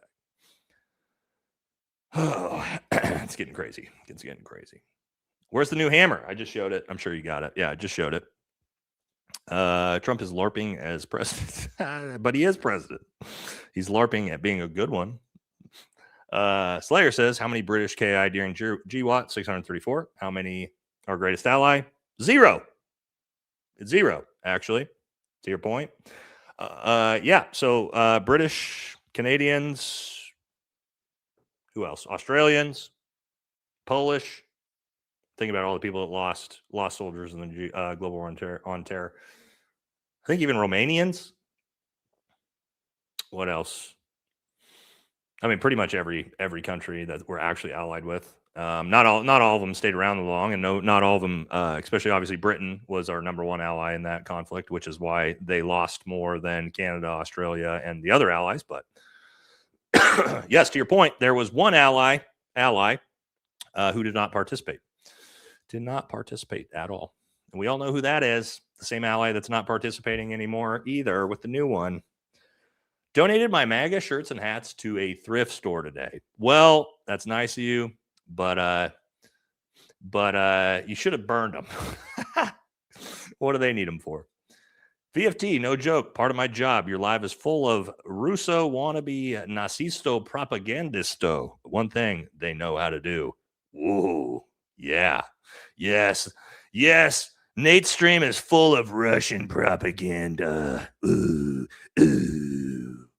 I don't even talk about Russia on this show, so I'm almost never, unless there's some story. So yes, Nate's channel is Russian propaganda. Ooh. Good one. Oh, painful. Some of these comments are painful sometimes, guys. Okay. To be honest, I have never experienced any LGBTQ trying to push stuff on children. Well, I was able to watch it with my own fucking eyes nonstop during the Biden administration. So I'm not sure how you didn't see any of that. I have for the most part dealt with Christians pushing their religion on tons of children. True. Both are bad. But again, let's trying to say that the first one wasn't happening. Sorry, I could watch Drag Queen fucking Story Hour on YouTube 3 years ago. So yeah, unfortunately, that's bad too. And yeah, stay the fuck away from the kids. Period. That's my stance. It'll never budge, no matter what anybody says. Sorry. Stay the fuck away from the kids. Period. If you don't like it, I don't give a fuck. That's how I feel. And that's how I'll always feel. All right. Hey, Nate, been wanting to join the Air National Guard when I was 28. Yeah, I know I'm too old. You're not too old, man. You're in your 20s, bro. I'm turning when I was 28, turning 31, still you're not too old. But still, what do others who want to enlist do now with this military merger? Again, I don't know what the hell this thing's actually even going to be. Most likely, it's not going to be an actual military merger. It's going to be a merging of data and information and weapons. And it's basically what it's going to be is a way for us to funnel all of those things to them easier. What you're not going to see is like the IDF in ranks with the infantry. You're not going to see that. It's going to be a way to funnel them more money, equipment, and our data. That's really what it's going to be. So I don't know. I don't know. Nate, what are the Kofefe drinkers going to do after Donald is gone? Most of them are going to LARP as America First conservatives, pretend like they always were. That's probably what you're going to see. And they'll probably ruin the America First movement. It's probably what's going to happen. They did it to the Tea Party. They did it to MAGA. They will most likely do it to the America Conservative First movement once Trump is gone as well. Because that just seems how it's happened, right? So, yeah, that would be my guess. Is they're gonna, just attach themselves to this side and pretend like they always were, and yeah, and then they'll ruin it. because that's what they do. All right. Hey, Nate, I agree with a lot of what you say. Something to consider about DEI. Disabled veterans are some of the biggest beneficiaries of DEI hiring. How is that? How is that? They're being hired based off of what? Their work experience and previous resume. That's not DEI, homie. It's not DEI. But to your point, if someone were to hire a disabled veteran strictly because they were a disabled veteran and there was someone else who was a better candidate, I would be against that too, because that's not meritocracy. I would also be against that. But that's typically not what we see with veterans. But again, I'd be against that too. If that's what if someone said, I'm going to hire this candidate who's a disabled veteran, even though, let's say this, whatever candidate, this white female candidate who has a better GPA, who went to a better school, who's got a better resume, I would say absolutely fucking not. I don't want to see that either. I want to see the most qualified candidate get the position. Period. Don't care if it's a disabled veteran or anything else. You know what I mean? However, what is not DEI is not hiring someone who's disabled because they are disabled. That's different. That has nothing to do with DEI. Okay, that is discrimination. Discrimination and DEI are not the same things. So again, I'm not going to budge on that. Whether it's a veteran, whether it's anything else, whoever is the most qualified candidate for the job, that is who should get the job. Period. Jen says, speaking of the masculinity crisis, yeah, Scott Galloway has a great book called Notes on Being a Man. It's his passion project, and he's been making real strides in helping draw attention to the problem. Interesting. I don't know who Scott Galloway is, or it sounds familiar, but I do like as long as it's masculinity is a tough one, man. Like masculinity can be hijacked by the fake alpha male universe is a great example of fake masculinity that's basically just hijacked things. So I always have to see what they're talking about first of all before we talk about if it's a good thing for men. But yeah, it sounds interesting. Let's see. Kyle says AF here. Was this Air Force, America First? I'm not sure what we're saying here. Air Force? I'm not sure. VFT, I don't always agree with you with you 100%, but when it comes down to America First and to PDFs, I 100% agree. Guys, we're not like none of us agree 100% on everything, right? That's kind of a problem we're getting to. I'm saying in society is it's like not you guys, right? But I do see this a lot where it's like, hey, if I don't agree with literally 100% of what this person agrees with, then like I'm going to attack them. They said one thing. Like you could agree. There's people out there you could agree with 95% of what they agree with. But if you say one thing that they disagree with, they automatically are like, this guy's a piece of shit. And it's like, that's not how this works. None of us agree on everything. We could be like the most politically aligned people on the planet, and there's still going to be things that we don't agree with. You know what I mean? So if you agree with 70 to 80% of what I agree with, typically I would consider us politically or, whatever aligned. So that's good enough for me. Also, you don't agree with each other. Who cares? You can still be friends. You know what I mean? I've got friends who I don't agree on a lot of things on, but they're still my friend, right? Because who cares? You don't have to agree on everything. Still love you, brother, even if we disagree about DI. See, there you go. This is exactly what I'm talking about, right? And this is one of those things some of us are not going to agree on. Or we might look at it different ways. You know what I mean? Also, we come from different lives and different backgrounds, and we have different life experiences. So we're going to look at like these things in a nuanced fashion. So there's nothing wrong. I actually enjoy like sitting down and talking to people that I disagree with. Now, there are some things that are just objective reality, right? Where I would say I look at modern Zionism and I go, that's a fucking problem. And I can just look at Gaza. I can look at all the things that are happening in that region and go, no, there is zero that makes you right on the other side of the argument. You're just objectively wrong. But for things like DEI and all these other things, this is all nuanced stuff that, like, I'm not right necessarily. I'm not, and you're not wrong necessarily. You know what I mean? Certain things that are just like objectively, there's truth, and there's things that are nuanced, you know? So, all right, let's keep moving. Got a little I digress there. Bella Stella, big $100 donation. Thank you very, very much. This is very, very generous of you. It says the right has become everything that they said the left was: identity politics, anti-Second Amendment, anti-First Amendment, pro H1B1 immigration, pro China, pro billionaire, pro pedophile. Yeah, well, I don't think the left was ever pro pedophile, but you know what I'm saying. Like they've gotten wild out there with what they support, right? And love the show, Nate. Welcome back. Thank you very much. I appreciate it. Let me show you guys exactly this. I just posted this this story. Let's see if I can pull it up. And this is kind of exactly what I'm talking about. Oh, here we go. This is what I was talking about. This is kind of how I look at things now. It says here, what kind of Republican are you? Massey or Epstein? And it's like, yes, this right here is sort of modern conservatism, right? Pretty heavy break between the two demographics.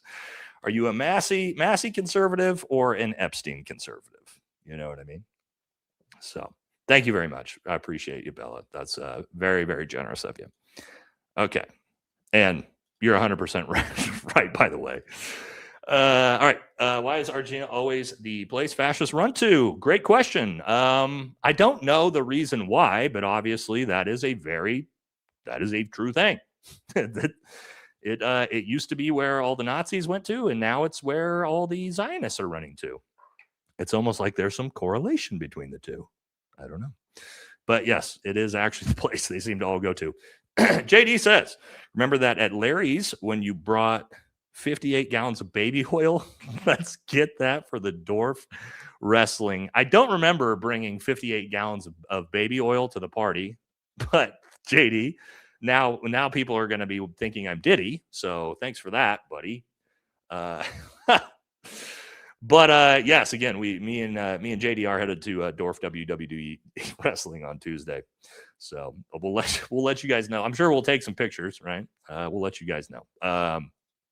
I don't recall bringing those 58 bottles of baby oil, but I don't know. Maybe I did. Yes. Well, all right. Maybe you guys are just finding out I'm actually Diddy. I've been hoodwinking you guys the whole time. Thanks for that, JD. Look up the gold story. It's crazy. Must see. Okay, I will after the show. On that one. Bobby brought that up too, right? Wasn't that Bobby brought that up? Opinions on the Kingmaker and Meddler stop and frisk Michael Bloomberg. He is S tier as far as villains go. Yeah, I mean, I'm not a fan of Bloomberg at all. Any billionaire that's meddling constantly in society and politics. Yeah, not a fan.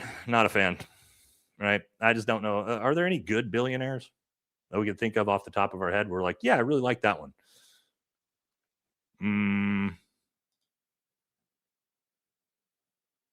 I don't know, guys. What do you think? Is there any? I'm trying to think of one. It's not Elon Musk, not Jeff Bezos, not Zuckerberg. Is there any good ones that pop up at the top of your head? I don't know. Not Bill Gates. That's for fucking sure. No, I think they're all pretty much just all trash cans and horrible human beings, which at least from what I've seen. Yeah, Autumn. I'm same way. I think a lot of people used to think that Elon was great, and now you realize that he's a giant piece of shit too. So there's that. But anyway, I think it probably comes with the territory, right? To make that much money, you're probably not a good person. So when you have a chance, look into the Lego theft.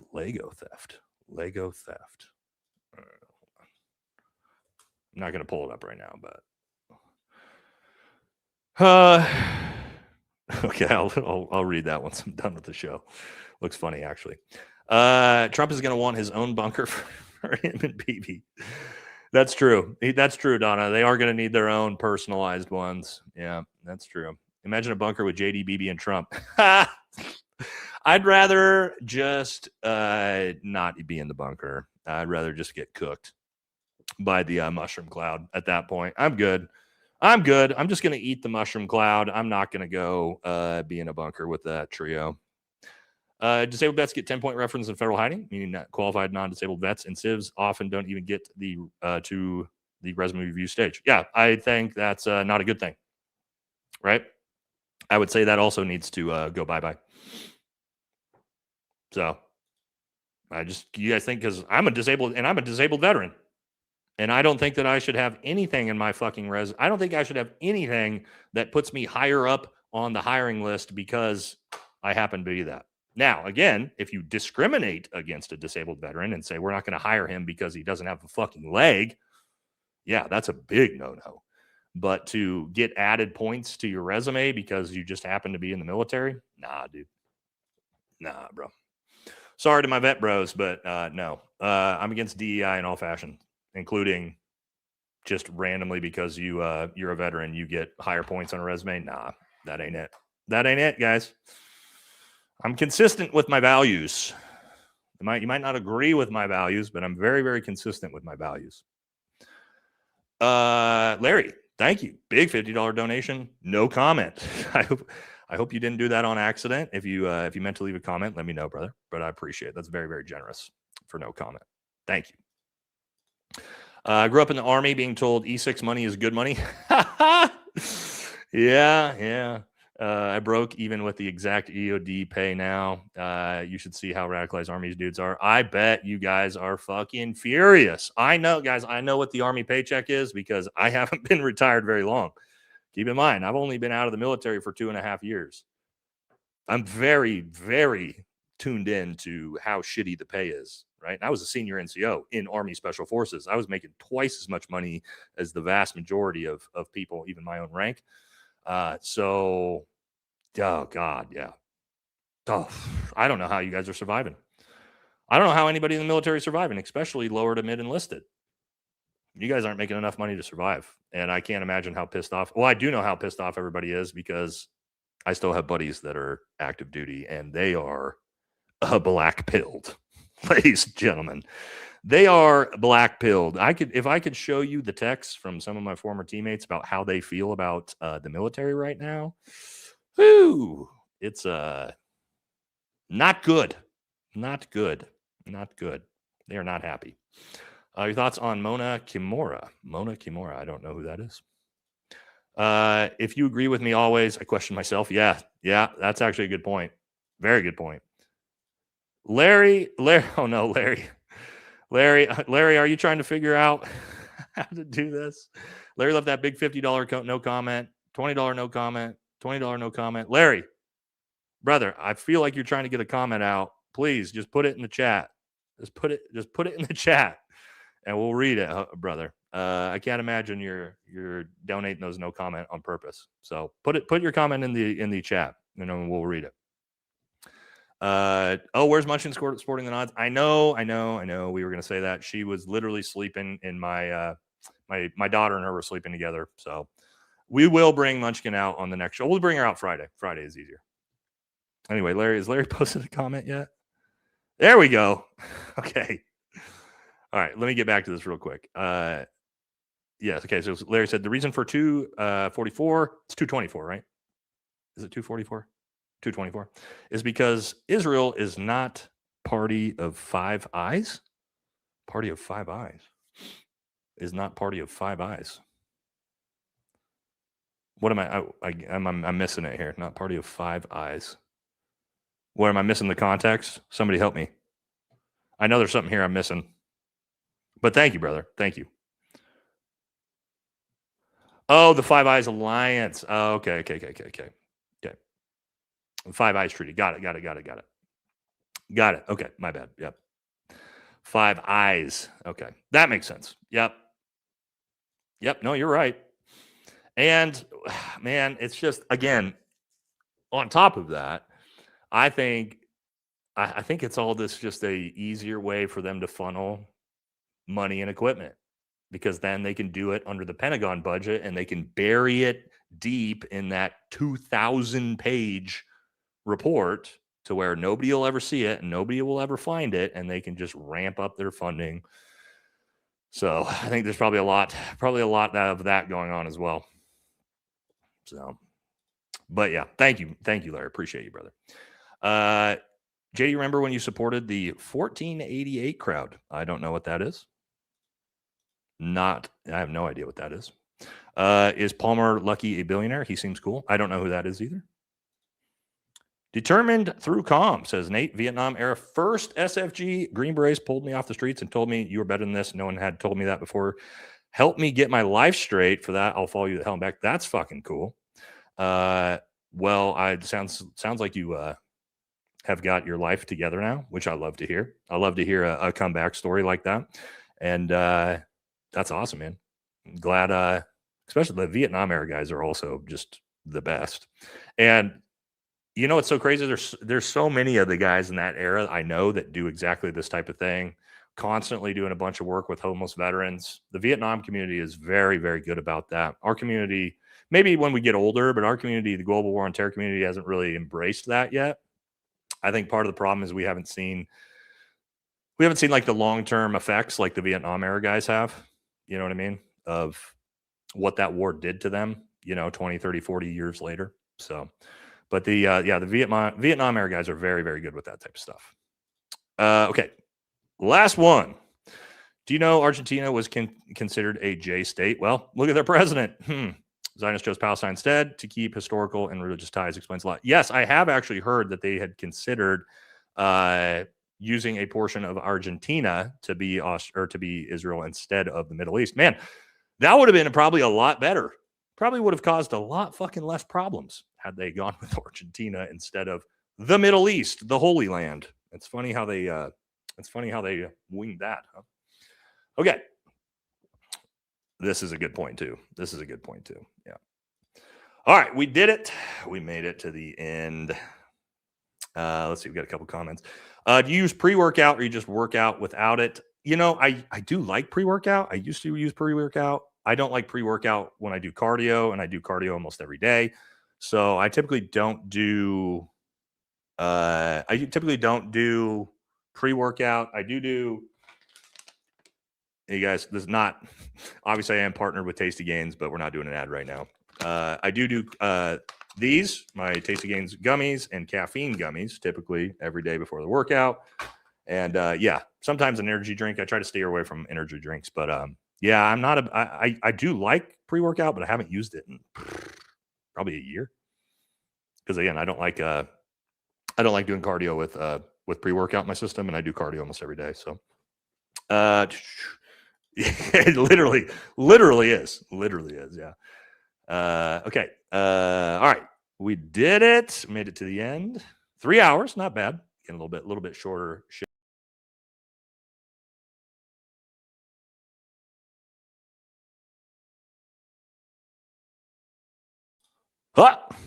Guys, I got to fix this button.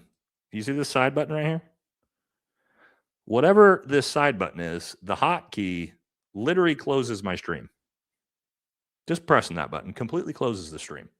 So I should probably figure out what the hell that hotkey is in my StreamYard, because that's very easy to close my entire stream out. Yeah, just one button right on the side of the mouse. The BB, it is the BB key. All right, we did it. Thank you guys so much. We made it to the end. We'll be back on Friday. I'm gonna try to figure out if we could do a cool show with some guests on Friday. I've got some ideas. Maybe I can get a good group of dudes to come in and talk about what's going on with the Charlie Kirk case and the Erica Kirk case. We haven't covered that in a while. Maybe get like Jesse and Danks and Bays, all those dudes on. And we could do like a group show. So I'll reach out to them, see if they maybe Coach. I've talked to Coach. The problem is Coach streams in the morning and I stream at night. So our schedules aren't very aligned. But we could probably get like Jesse and Danks and Bays and those guys to all jump in. I think it'd be cool. Let's try to get a good group one going on Friday. At least I'll try. We'll see what availability is like. But that'll do it. And then again, we'll be back on Tuesday after that for next week's show. Keep in mind, remember, 4 p.m. Pacific, 1 hour early on next week's show. So, Dan, we could get Dan on. He's been busy lately, but Dan might be coming out to my house here pretty soon. And then we're probably going to do one of the first in-person podcast shows I got to get JD over here first. I still got to finish the other side of the studio, but oh yeah, Aaron. We can get Aaron on whenever. I fucking tell Aaron to get his ass on the show anytime. Obviously, Aaron's my homie. So, okay. Yeah, we'll try to figure out something cool for the show Friday. We'll be back Tuesday. And yeah, that's going to do it, guys. Thank you all so much. Thanks to the super chats. Thanks to the moderators, of course. Thanks to all the regular viewers. Thanks to everybody who just showed up and watched. Appreciate all you guys. And yeah, that'll do it for this one. I'm going to go grab some dinner, and I'll catch y'all on Friday. All right. Have a good night, everybody.